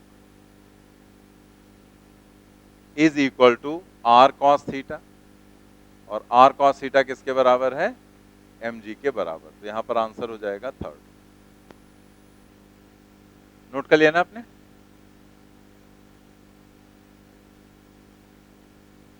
पीछे जो ये लिखा था वो लिख लिया था ना, vertical force exerted by the plane on the block, नहीं लिखा तो लिख लो जल्दी से।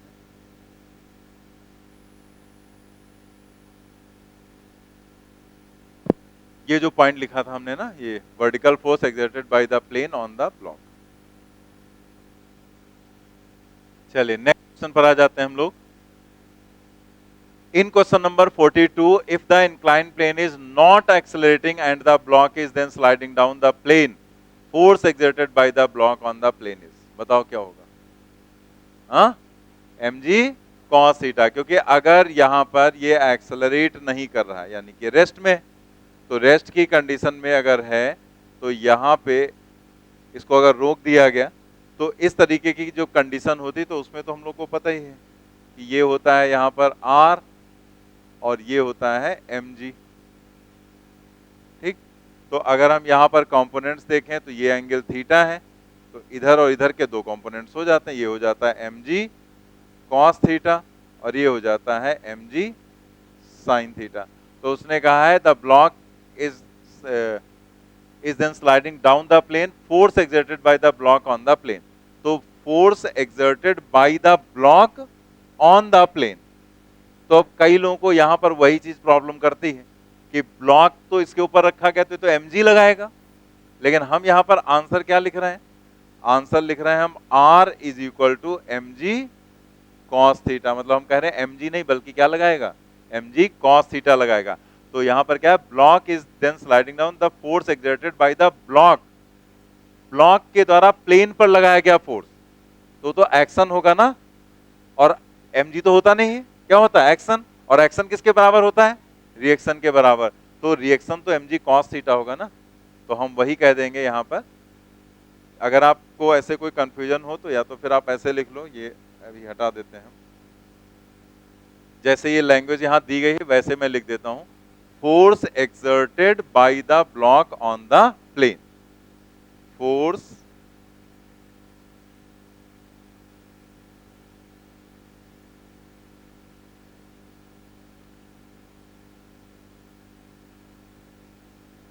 on the plane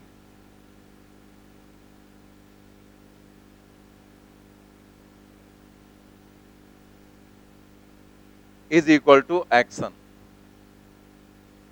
is equal to reaction is equal to mg cos theta, ये आंसर हो जाएगा। चलिए नेक्स्ट क्वेश्चन पर आ जाते हैं, question number 43। Two weights W1 and W2, W1 greater than W2, वो भी उसने दे दिया कंडीशन कि यहाँ पर W1 ग्रेटर है W2 से, are suspended from the ends of a light string passing over a smooth pulley, smooth fix pulley, if the pulley is pulled up at an acceleration G, the tension in the string will be. तो string में tension यहाँ पर क्या होगी वो आपको बताना है। तो पहले तो डायग्राम आप समझ लो। अब इसका जो है अगर हम डेरिवेशन करेंगे तो डेरिवेशन में थोड़ा सा ज्यादा टाइम लग जाता है, तो हम आपको इसका ट्रिक बताते हैं कि किस ट्रिक से आप करें, क्योंकि हम लोग जो लिफ्ट वाला केस है उसी का यूज यहाँ पर भी कर सकते हैं। क्यों कर सकते हैं वो आप यहाँ पर समझ लो, पहले ऐसे समझ लो, पहले भी कुछ नोट नहीं करना। जैसे मान लिया एक लिफ्ट होती, तो लिफ्ट के अंदर अगर हमने ऐसे यहाँ पर एक पुली लगा दी होती और इसमें हमने ऐसे ब्लॉक दो लटका दिए होते, ठीक है, तो ये वाला केस हम पढ़ चुके हैं। अब इस पुली को हम ऊपर की तरफ एक्सलेट करा दें ए नॉट से, चाहे तो हम नीचे की तरफ एक्सलेट करा दें। केसेस हम लोग जानते हैं कि अगर हम जो लिफ्ट है उसको अगर हम एक्सेलरेट कराएंगे तो अगर लिफ्ट पूरी ऊपर जाएगी तो पुली भी तो ऊपर जाएगी। तो वही तो उसने कहा है, if the pulley is pulled up at an acceleration G, मतलब इसको ऊपर की तरफ भेज रहे हैं लेकिन किस एक्सेलेरेशन से, G से। बस उसने ये लिफ्ट की बात नहीं की, तो हम ऐसा लिफ्ट के अंदर लगा कर सकते हैं ना भाई। इसको उसने कहा बस खींचा जा रहा है ऊपर, कैसे भी खींचो कोई फर्क नहीं पड़ना, बस उसका एक्सेलेरेशन क्या रखना है, G। तो ऐसा केस बन सकता है। तो हम ये वाला केस तो पढ़ चुके हैं अलग, और ये लिफ्ट का केस हम पढ़ चुके हैं अलग, दोनों केस हम अलग अलग पढ़ चुके हैं। तो हम दोनों को कंबाइंड कर देते हैं और वहां से हम आंसर बहुत आसानी से निकाल लेंगे। तो जब हम लिफ्ट के केस में होते हैं, लिफ्ट के अंदर होते हैं, तो वहां पर जो डाउनवर्ड होता है वो एक्सलेशन ड्यू टू ग्रेविटी नहीं होता। क्या होता है, इफेक्टिव एक्सलेशन आ जाता ना। मतलब वहां पर जैसे लिफ्ट ऊपर जा रही तो ए इफेक्टिव क्या लिखवाया गया था, डाउनवर्ड के लिए G माइनस ए लिखवाया गया था। तो वही कंडीशन हो जाएगी कि उस कंडीशन में जो इफेक्टिव एक्सलेशन होगा डाउनवर्ड वो G ना होकर G प्लस ए हो जाएगा, या ए नॉट, जो भी आपको दिया गया, ठीक है। तो हम लोग इसी से आराम से सॉल्व कर लेंगे। और ये जो पुली का केस था, ये जो पुली है इसमें अगर टेंशन पूछी जाए तो क्या होगी, क्या होती, टू, यही तो एक ही तो फॉर्मूला तुमसे कहा था याद करने को, 2m1 m2 अपान m1 plus m2 into G। तो यही एक फॉर्मूला था जो हमें याद करना था। तो हम लोग यहाँ पर देखते हैं इसका डायग्राम बनाकर पहले।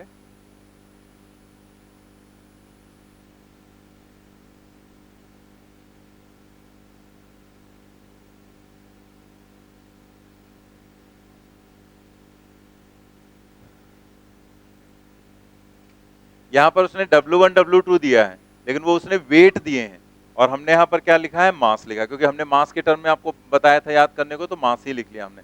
तो पहले हम इसके हिसाब से देख लेते हैं क्या होगा, फिर हम लोग उसको कन्वर्ट कर लेंगे W1 W2 में। तो उसने यहाँ पर एक स्पेशल कंडीशन दे रखी है कि ये पूरा जो सिस्टम है ये a not is equal to G acceleration से ऊपर की तरफ खींचा जा रहा है, ठीक। तो आपको यहाँ पर बताना है टेंशन इन स्ट्रिंग क्या होगी, मतलब यहाँ पर अगर टेंशन T है तो वो T की वैल्यू क्या होगी। तो एकदम सिंपल सा तरीका रहेगा कि अगर ये ए नॉट ना होता, ठीक है, ये ऐसे बस इतना सिस्टम होता, तो हमें पता है कि जो यहाँ पर T होता वो क्या होता, 2m1 m2 divided by m1 plus m2 और इंटू G होता। लेकिन अगर यहाँ पर ये ए नॉट आ गया, यानी कि हम इसको कंसीडर कर सकते हैं कि ये लिफ्ट के अंदर है और लिफ्ट ऊपर की तरफ जा रही है। तो अगर लिफ्ट ऊपर की तरफ जा रही है तो यहाँ पर ए इफेक्टिव आ जाएगा ना, फिर इफेक्टिव आ जाएगा भाई। जहां G होता है वहां क्या रख दोगे, ए इफेक्टिव रख दोगे बस भाई। आप एक्सेलरेशन जो होगा, जो उसको इफेक्ट कर दे रहा होगा, जो उस पर प्रभाव डाल रहा होगा, वही एक्सेलरेशन तो रखेंगे। तो अगर ये ना होता तो सिर्फ G होता, लेकिन अगर ये है तो G प्लस ए नॉट आ जाएगा, जिसको हम क्या कहते हैं, ए इफेक्टिव। बस इतना काम आपको करना है। और यहाँ पर जो ए इफेक्टिव होगा वो क्या हो जाएगा, ए इफेक्टिव, वो हमें पता है, जैसे लिफ्ट ऊपर की तरफ जाती G प्लस ए होता है, तो यहाँ पर G प्लस ए नॉट हो जाएगा। ए नॉट की वैल्यू उसने आपको G दे रखी है, तो ये क्या आ जाएगा, 2G। यानी कि यहाँ पर जो टेंशन है वो हो जाएगी 2m1m2 divided by m1 plus m2 और इंटू 2g।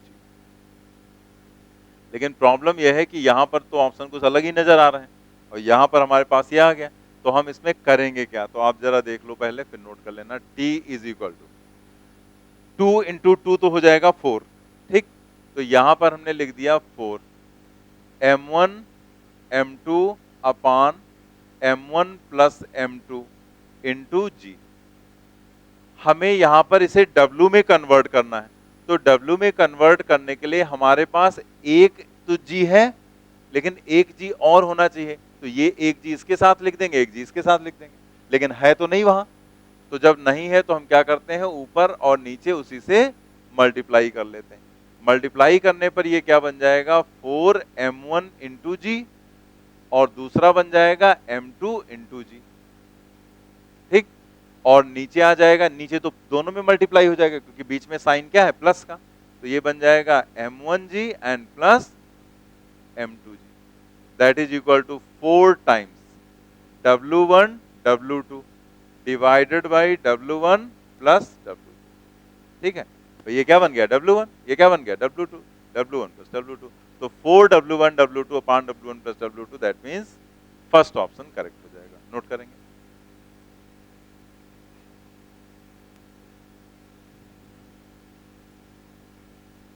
इसको आप नोट करेंगे। और नेक्स्ट जो इसी में आपको करना है, ए इफेक्टिव की वैल्यू निकालना है, बताना है हमें इफेक्टिव। ए इफेक्टिव निकाला किसी ने, क्या आएगा? रुको ऐसा करते हैं, हम निकाल देते हैं फिर बता दो यही आया कि नहीं। ए इफेक्टिव जो है वो भी इसी मेथड से हम लोग निकालेंगे जैसे ये वाला कैलकुलेट किया था।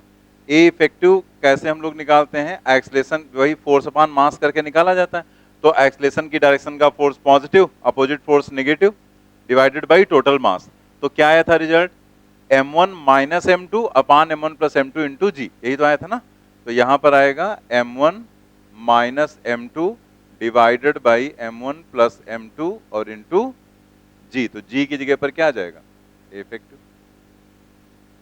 ये सब कुछ नई चीज नहीं बता रहे हैं, बाद में जब पूछ रहे हैं सर ये वाला कहां से आ गया, तो ये वहीं पीछे से आया है जो तुम भूल गए हो। तो यहाँ पर यही फॉर्मूला जो जब पुली का केस हमने किया था, तो पुली के केस में 2m1 m2 अपान m1 प्लस m2 ये आया था, और जो एक्सलेशन आया था वो ये वाला आया था। तो बस ए की जगह हमने क्या रख दिया, ए इफेक्टिव। अब हम यहाँ पर ए इफेक्टिव की वैल्यू रख देते हैं जो कि है यहाँ पर कितनी, 2g। तो m1 minus m2 divided by m1 plus m2 into 2g, ठीक? हम लोग यहाँ पर जैसे g से अगर ऊपर मल्टीप्लाई कर देंगे तो नीचे प्रॉब्लम हो जाएगी, नीचे भी चाहिए, तो अगेन मल्टीप्लाई तो आपको फिर करना पड़ेगा, यहाँ पर g से ऊपर और g से नीचे। ये जो 2g है ये जैसा है वैसे ही छोड़ना पड़ेगा आपको, इसमें आप कुछ नहीं कर सकते। तो आपको यहाँ पर अंदर मल्टीप्लाई करना, तो हो जाएगा m1g minus m2g divided by m1g plus m2g, और ब्रैकेट के बाहर वही रहेगा 2g, ठीक? अब आप यहां पर m1 और m2 को रिप्लेस कर सकते हैं, w1 minus w2 divided by w1 plus w2 और इनटू क्या हो जाएगा, 2g। यही आया था, कुछ और ही आया था, यही आया था तो ठीक है, वरना तो फिर नोट कर लो इसको जल्दी से।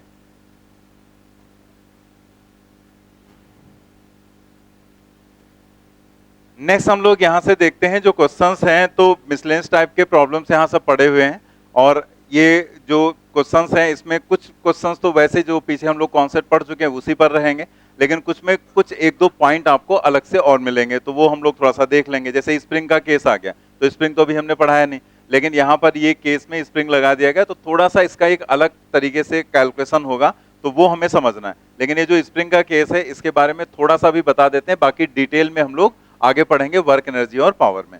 तो जब हम किसी भी स्प्रिंग को इस तरीके से यहाँ पर कहीं पर फिक्स कर देते हैं और फिर यहाँ पर हम लोग इसे खींचते हैं फोर्स लगाकर, ठीक है? तो अगर हम ऐसे खींचते हैं तो जितना फोर्स हम लगाते हैं उतना ही फोर्स यहाँ पर अपोजिट डेवलप हो जाता है, जिसको हम लोग बोलते हैं रेस्टोरिंग फोर्स। बाकी इसका पूरा कॉन्सेप्ट हम लोग अभी नहीं देखेंगे, वो हम लोग आगे देखेंगे जब वर्क एनर्जी पढ़ेंगे। कुछ चीजें और भी रहेंगी जो हम लोग और आगे देखेंगे इलास्टिसिटी वगैरह में। लेकिन यहाँ पर हम जस्ट ऐसे ही समझ लेंगे कि जितना फोर्स हम लगाते हैं उतना फोर्स यहाँ अपोजिट डायरेक्शन में डेवलप हो जाता है। तो हम इसी को, जो फोर्स डेवलप होता है, इसको हम रेस्टोरिंग फोर्स बोल देते हैं, या हम यहाँ पर कह सकते हैं टेंशन इन स्ट्रिंग। स्प्रिंग में जो टेंशन डेवलप हुई, तो स्प्रिंग में यही टेंशन डेवलप होगी जितना फोर्स यहाँ पर जनरेट होगा। ये दोनों फोर्सेस इक्वल एंड अपोजिट ही रहते हैं।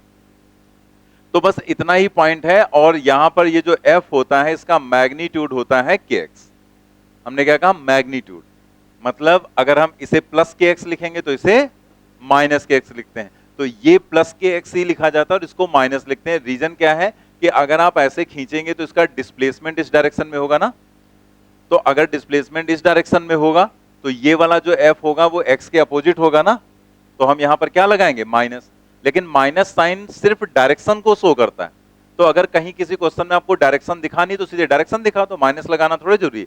जैसे यहां पर ये एक्चुअल में ये वाला जो F होगा, ये F यहां पर क्या होगा? Minus kx। तो kx उसके मैग्नीट्यूड को रिप्रेजेंट कर रहा है और माइनस आपको बता रहा है कि किधर लगाओगे, वो फोर्स किधर लगाओगे। तो फोर्स लगाओगे जिधर डिस्प्लेसमेंट होगा उसके अपोजिट लगाएंगे। ठीक है, तो माइनस साइन यहां पर सिर्फ डायरेक्शन को रिप्रेजेंट करा। बस ये दो बातें अभी आप समझ लो, बाकी और कुछ जानने की जरूरत अभी है नहीं। बाकी हम लोग आगे देखेंगे जब पढ़ेंगे एक प्रॉपर स्प्रिंग के बारे में। तो ये आगे देखते हैं डायग्राम। इसमें देखो है क्या, पॉइंट क्या है कि जब हम यहां पर फोर्स लगाएंगे तो अगर ये स्ट्रिंग होती, ध्यान से सुनो, यहां पर अगर ये स्ट्रिंग होती तो स्ट्रिंग इनएक्सटेंसिबल हम लोग मानते हैं, मतलब उसमें कोई खिंचाव तो होगा नहीं। तो इसका मतलब जैसे इस पर फोर्स लगाएंगे ये चलेगा और तुरंत ये चल देगा। लेकिन यहां क्या होगा कि जब आप इस पर फोर्स लगाएंगे तो पहले ये स्प्रिंग खींचने लगेगी और ये तो इनर्शिया के कारण जहां बैठा है वहीं बैठना रहना चाहेगा कि हम यहीं पर हैं। अब होगा क्या, पहले स्प्रिंग खींचेगी, लेकिन स्प्रिंग जब खींचेगी तो धीरे धीरे स्प्रिंग जब खींचेगी तो स्प्रिंग इस पर भी तो फोर्स लगाएगी। तो इसमें होगा क्या, ये पहले चलना शुरू कर देगा और ये बाद में चलेगा। तो अगर हम ऐसे ही खींचते चले गए इसको तो एक सिचुएशन ऐसी आएगी जब ये दोनों बराबर एक्सेलरेशन से मूव करने लगेंगे, क्योंकि एक पर्टिकुलर जितना इसको स्प्रिंग को खींचना था वो खींच गई उस सिचुएशन के हिसाब से और फिर दोनों बराबर चलने लगे। लेकिन स्टार्टिंग में क्या होगा कि जब आप इस पर फोर्स लगाएंगे तो ये तो चलने लगा, लेकिन ये अभी रुका हुआ है, तो इसमें तो एक्सेलरेशन आ गया लेकिन इसमें नहीं आया। यानी कि दोनों के एक्सेलरेशन अलग भी हो सकते हैं और दोनों के एक्सेलरेशन सेम भी हो सकते हैं। तो हमें यहां पर उस चीज को कैलकुलेट करके देखना पड़ेगा कि एक्चुअल में क्या है। तो यहां उसने कहा क्या है आपसे क्वेश्चन में, two masses of 10 kilogram and 20 kilogram respectively are connected by a massless spring as shown in figure.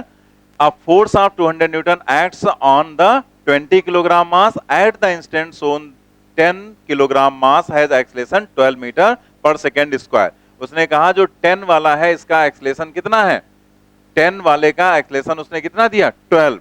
तो यहां पर एक्सेलरेशन हो गया 12 मीटर पर सेकेंड स्क्वायर। ठीक है, जैसे इसको कुछ मान लेते हैं, नाम दे देते हैं, ए दे दिए। ठीक है, तो आगे उसने क्या पूछा है, what is the acceleration of 20 kilogram mass. तो उसने कहा इसका एक्सेलरेशन आप बताओ क्या हो जाएगा। तो जैसे इसके एक्सेलरेशन को हम ए नॉट मान ले तो ए नॉट उसने आपसे पूछ लिया कि ए नॉट की वैल्यू क्या हो जाएगी। ठीक है, तो आप यहां पर इन दोनों को जैसे हम लोग क्वेश्चन सॉल्व करते हैं रहेगा वैसे ही, सब कुछ वैसे ही चलेगा। ठीक है, बस दोनों को हम अलग अलग एनालाइज करेंगे यहां पर। तो ए नॉट की जो वैल्यू है वो हमें यहां पर कैलकुलेट करनी है। ठीक है, आप देखो यहां पर कि जब आप इसको खींचेंगे तो यहां पर एक टेंशन डेवलप होगी, जैसे स्ट्रिंग में करते थे वैसे यहां पर, कुछ अलग नहीं।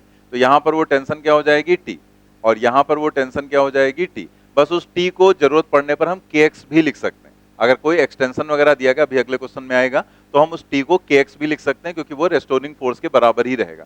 जो फोर्स स्प्रिंग पर लगेगा वही फोर्स ब्लॉक पर लगेगा, हमने आपको पूरा समझा रखा है पहले से। तो टी की वैल्यू को हम kx भी लिख सकते हैं जरूरत पड़ने पर।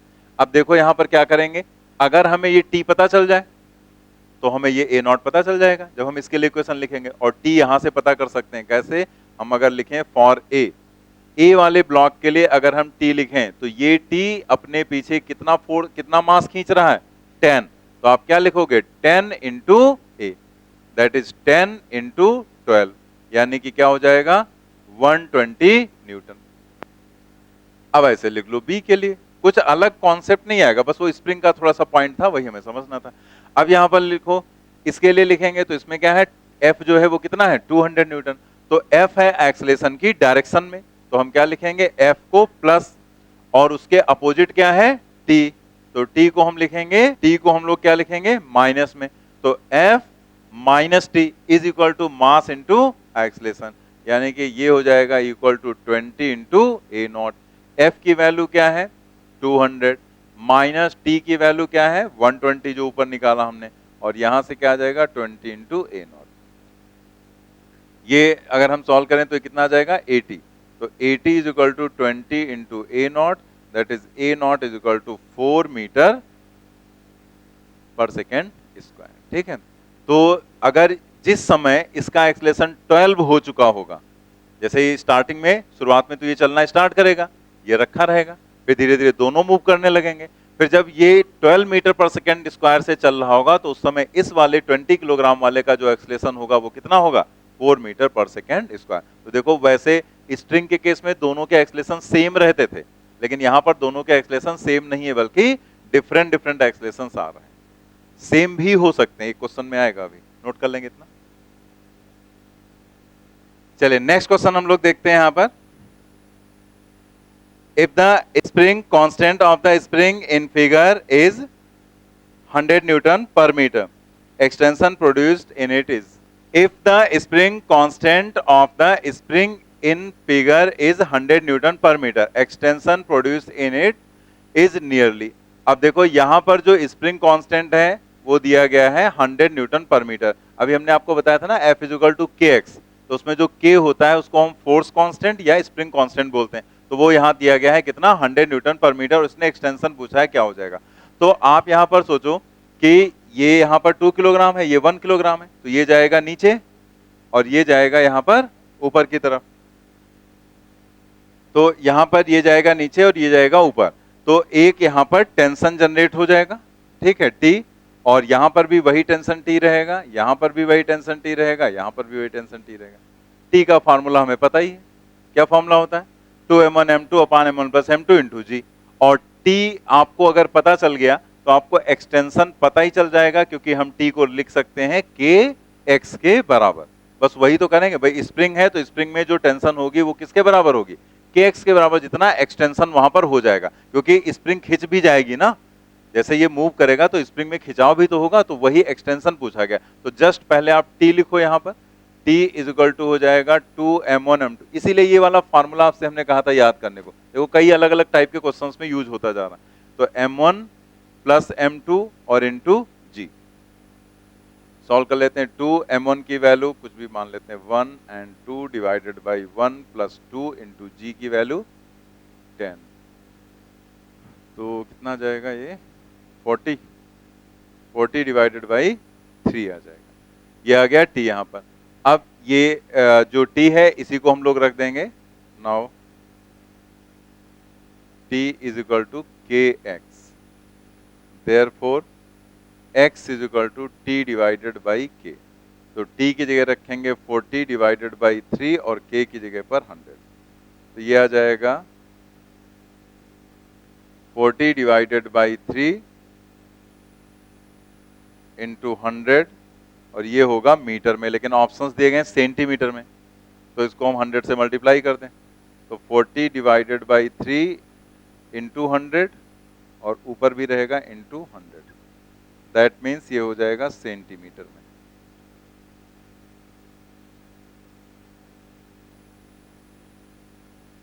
और यहां से आ जाएगा 40 डिवाइडेड बाई 3 सेंटीमीटर या अप्रोक्सीमेटली 13 सेंटीमीटर, क्योंकि इसमें पॉइंट में नहीं दिया गया है तो आप 13 पॉइंट समथिंग आएगा, बट अप्रोक्सीमेटली 13 ही आंसर आप यहां पर टिक करेंगे, लगभग उतना आएगा।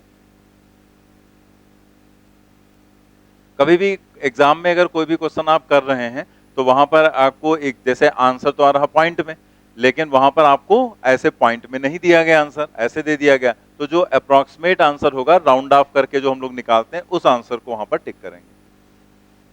तो इसमें कुछ और नहीं करना था, बस जस्ट टेंशन आपको निकालनी थी और उसी को उठाकर kx के बराबर कर देना था। वहां से एक्सटेंशन हमें पता चल गया कितना होगा, ये स्प्रिंग कितना खींचेगी, लगभग 13 सेंटीमीटर खींच जाएगी। चलिए अगले क्वेश्चन पर आ जाते हैं। 46 करके दिखाऊं मैं, उसमें भी ऐसे पूछा गया है आपसे, क्या आएगा? फर्स्ट ऑप्शन 0.7, बिल्कुल सही है, 0.7 मीटर आ जाए। In the system shown in figure when both masses are moving with the same acceleration, देखो उसने पहले से लिख दिया कि दोनों सेम एक्सेलरेशन से यहां पर मूव कर रहे हैं, ठीक है, क्योंकि स्प्रिंग बंधी इसलिए उसको लिखना पड़ा यहां पर, सेम एक्सेलरेशन से मूव कर रहे हैं। The extension in the spring if the spring constant is 100 Newton पर मीटर। फिर से वही काम आपको करना है कि यहां पर टी निकाल लो आप, क्या होगा, और टी को आप किसके बराबर रख दोगे, kx के बराबर रख देंगे। तो टी निकालने के लिए हमें a निकालना पड़ेगा। a का मतलब यहां पर क्या होता है, F जो रहेगा फोर्स, a का मतलब क्या हो जाएगा कि यहां पर जो F नेट होगा और divided by total mass.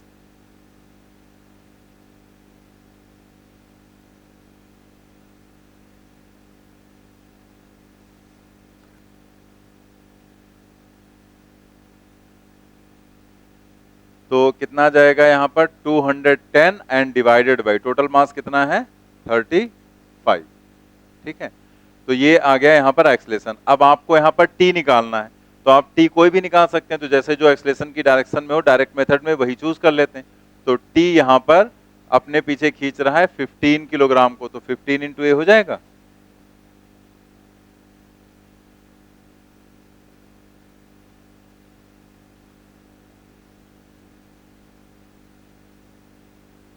Thirty plus 15 45,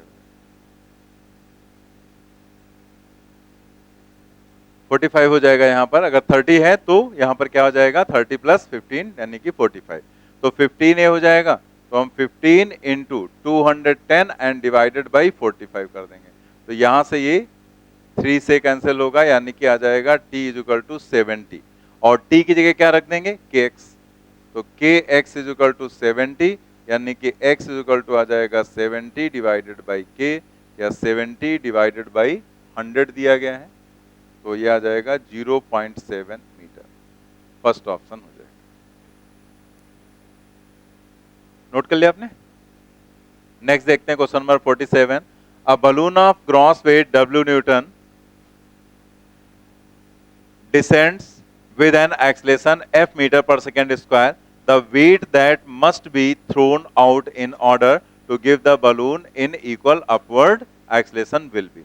देखो ये जो क्वेश्चन है ये यहाँ पर आपके यहाँ AIPMT में पूछा गया था 2014 में, तो सिमिलर क्वेश्चन है ये। एक्चुअल में मैंने जो क्लास में कराया था ये वो क्वेश्चन था, तो इसमें पूछा गया था कि द वेट, लेकिन आपके यहाँ जब क्वेश्चन यही वाला पूछा गया था तो उसमें उसने थोड़ा सा चेंज कर दिया था, उसने बस इस वेट की जगह पर लिख दिया था मास।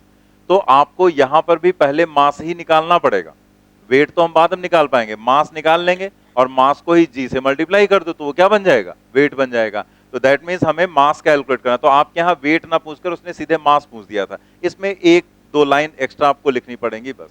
तो क्वेश्चन देखते हैं हम लोग पहले क्या है। Balloon of gross weight W, मतलब उसका जो टोटल वेट है सारी चीजों को मिलाकर वो W न्यूटन है, descends with an acceleration f metre per second square. मतलब जैसे एक बलून यहां पर है और ये बलून यहां पर नीचे की तरफ आ रहा है और इसका एक्सेलरेशन उसने क्या दिया है f, और इसका जो वेट है वो क्या है W। तो बलून का ये जो पार्ट होता है ये काफी बड़ा पार्ट होता है, ठीक है, जैसे हॉट एयर बलून आपने देखे होंगे, तो उसमें एक अपथ्रस्ट फोर्स लगता है। तो वो जो अपथ्रस्ट फोर्स है वो यहां पर हमने ऐसे अज्यूम कर लिया कि वो u के बराबर है, ठीक है। तो ये u हो गया ऊपर, डाउनवर्ड वेट हो गया W, और डाउनवर्ड एक्सेलरेशन हो गया इसका F। लेकिन हम लोग यहाँ पर W को डायरेक्टली निकाल नहीं पाएंगे, जैसे उसने वेट दिया है ना, तो वेट ही पूछा गया, तो W से थोड़ा सा प्रॉब्लम होगी कि कितना हम बाहर फेंकेंगे क्या होगा, तो हम लोग कैलकुलेट करेंगे मास। तो इस W को हम लोग लिख सकते हैं mg, या फिर अभी एक काम करते हैं इस W को अभी यहाँ से हटा देते हैं और हम यहाँ पर लिख लेते हैं मास इसका m, ठीक। तो इसका टोटल मास यहाँ पर m हो गया और ये नीचे की तरफ जा रहा है यहाँ पर f एक्सेलरेशन से, तो आप इसका वेट क्या लिखेंगे mg।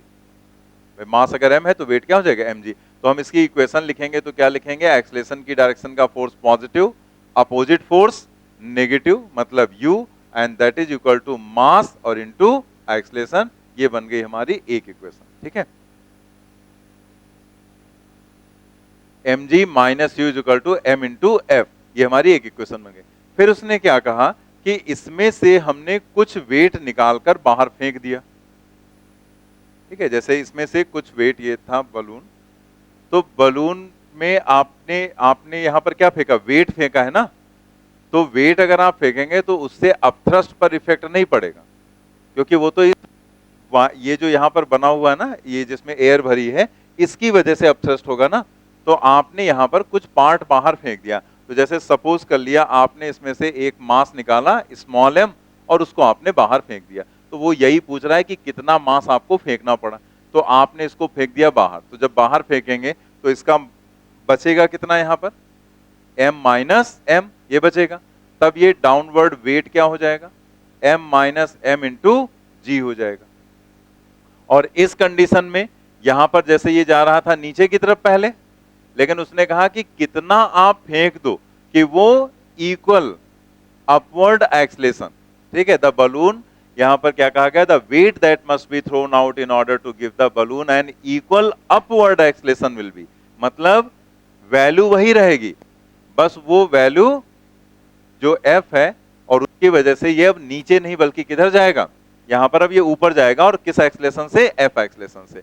तो इस कंडीशन में आपको यहां पर इक्वेशन क्या मिलेगी, एक्सलेशन की डायरेक्शन का force positive, opposite force negative, is equal to mass और इनटू एक्सलेशन, एक्सलेशन एफ है।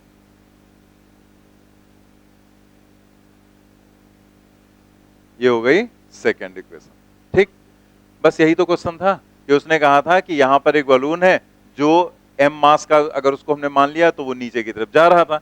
फिर उसने कहा कि इसमें से कितना मास निकालकर हम बाहर फेंक दें कि ये उसी एक्सलेशन से ऊपर की तरफ चलने लगे। तो हमने दोनों इक्वेशंस बना ली, दोनों को सॉल्व करके हम यहां से स्मॉल m की वैल्यू को निकाल सकते हैं। और अगर स्मॉल m निकाल लिया तो हम इसका वेट भी निकाल लेंगे, बस उसको क्या करना होगा, g से मल्टीप्लाई करना होगा, ठीक है। अब आप साथ में नोट भी कर लो।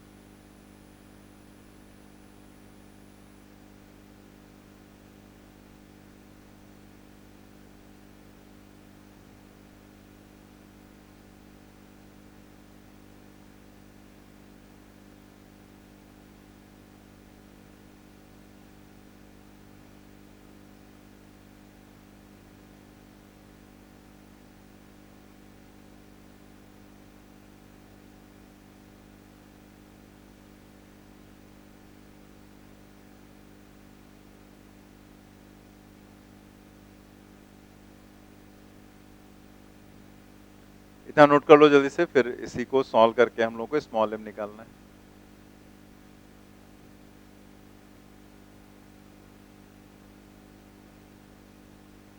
नोट कर लिया।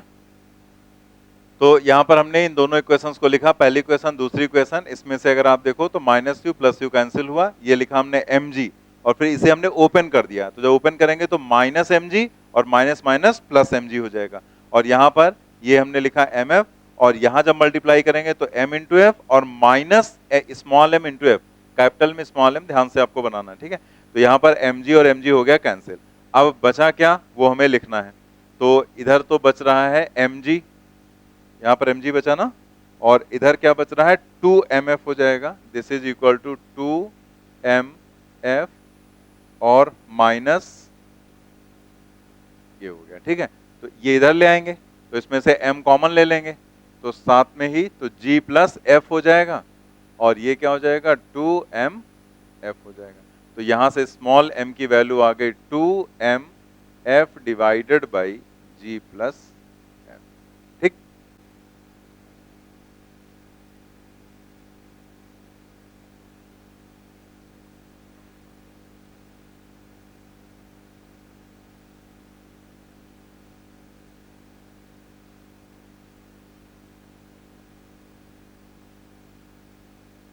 तो इसमें हमने क्या किया, m को g से मल्टीप्लाई किया, तो ये वाला जो g था वो कैपिटल M के साथ लिख दिया, और कैपिटल M के साथ जब लिखोगे तो कैपिटल mg क्या हो जाएगा, w, और वही w आपको दिया गया था, तो 2wf upon g plus f आ जाएगा। नोट कर लिया। नेक्स्ट देखते हैं क्वेश्चन नंबर 48।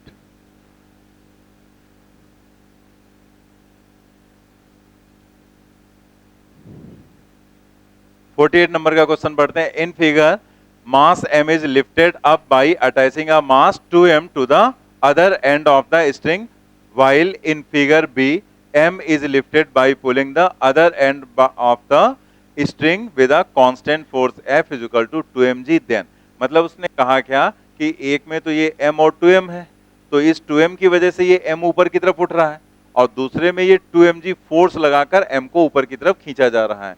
तो उसने कहा acceleration of m is in the two situation is same, in same and not non-zero. Acceleration of m is in situation A is more than in situation B। मतलब acceleration ही हमें check करना है कि अगर दोनों में बराबर है तो बराबर वाला टिक कर दो, अलग अलग है तो किसमें ज्यादा है किसमें कम है, ये हमें चेक करना है।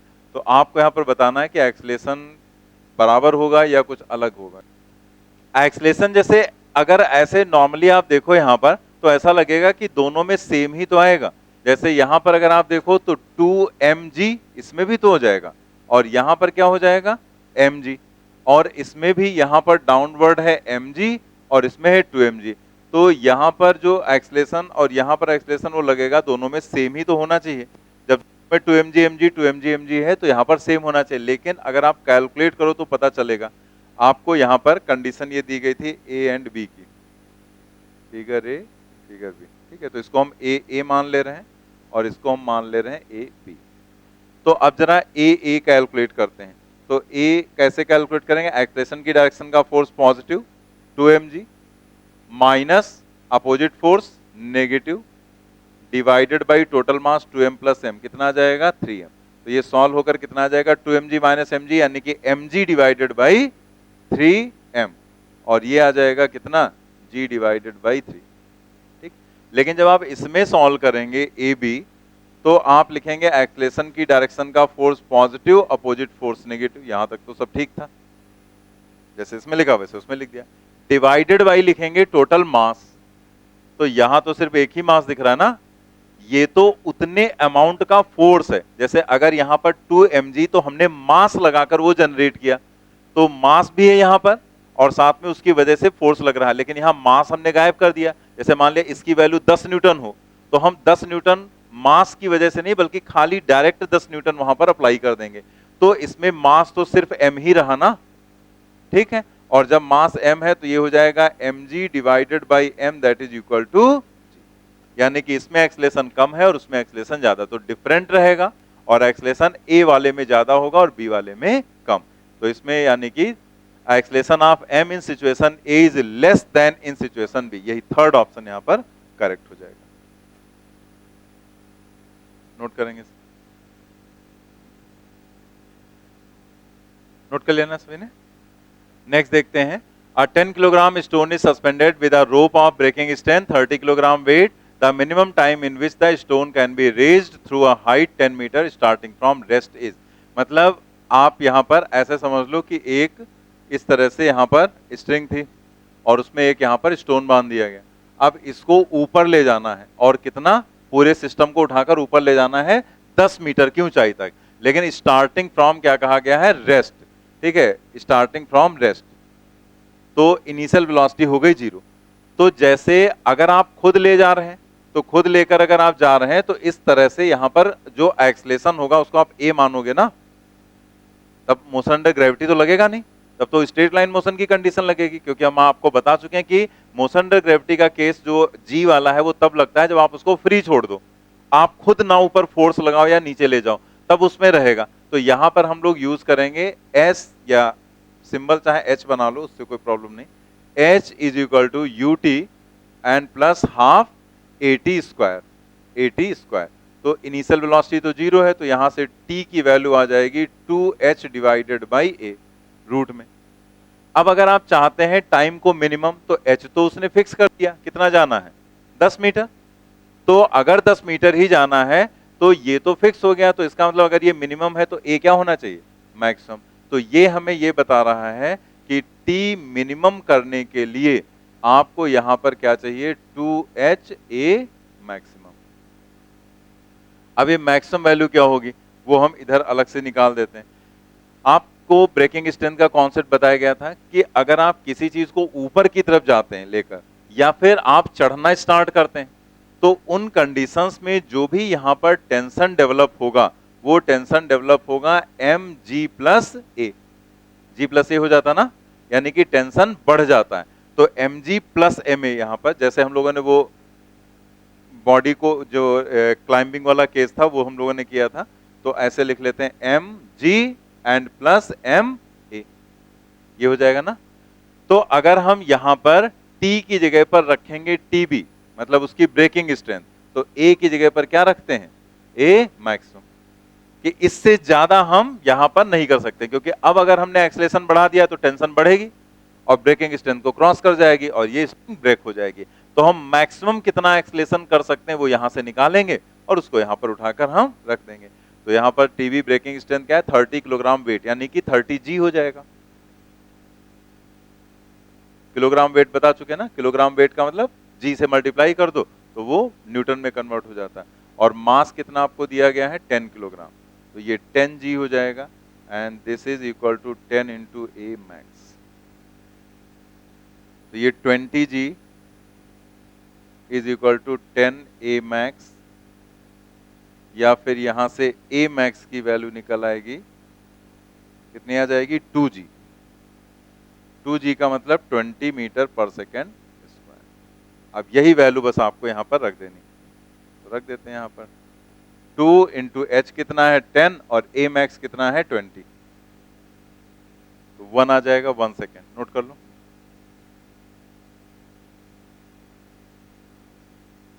सेकेंड ऑप्शन यहां पर करेक्ट है।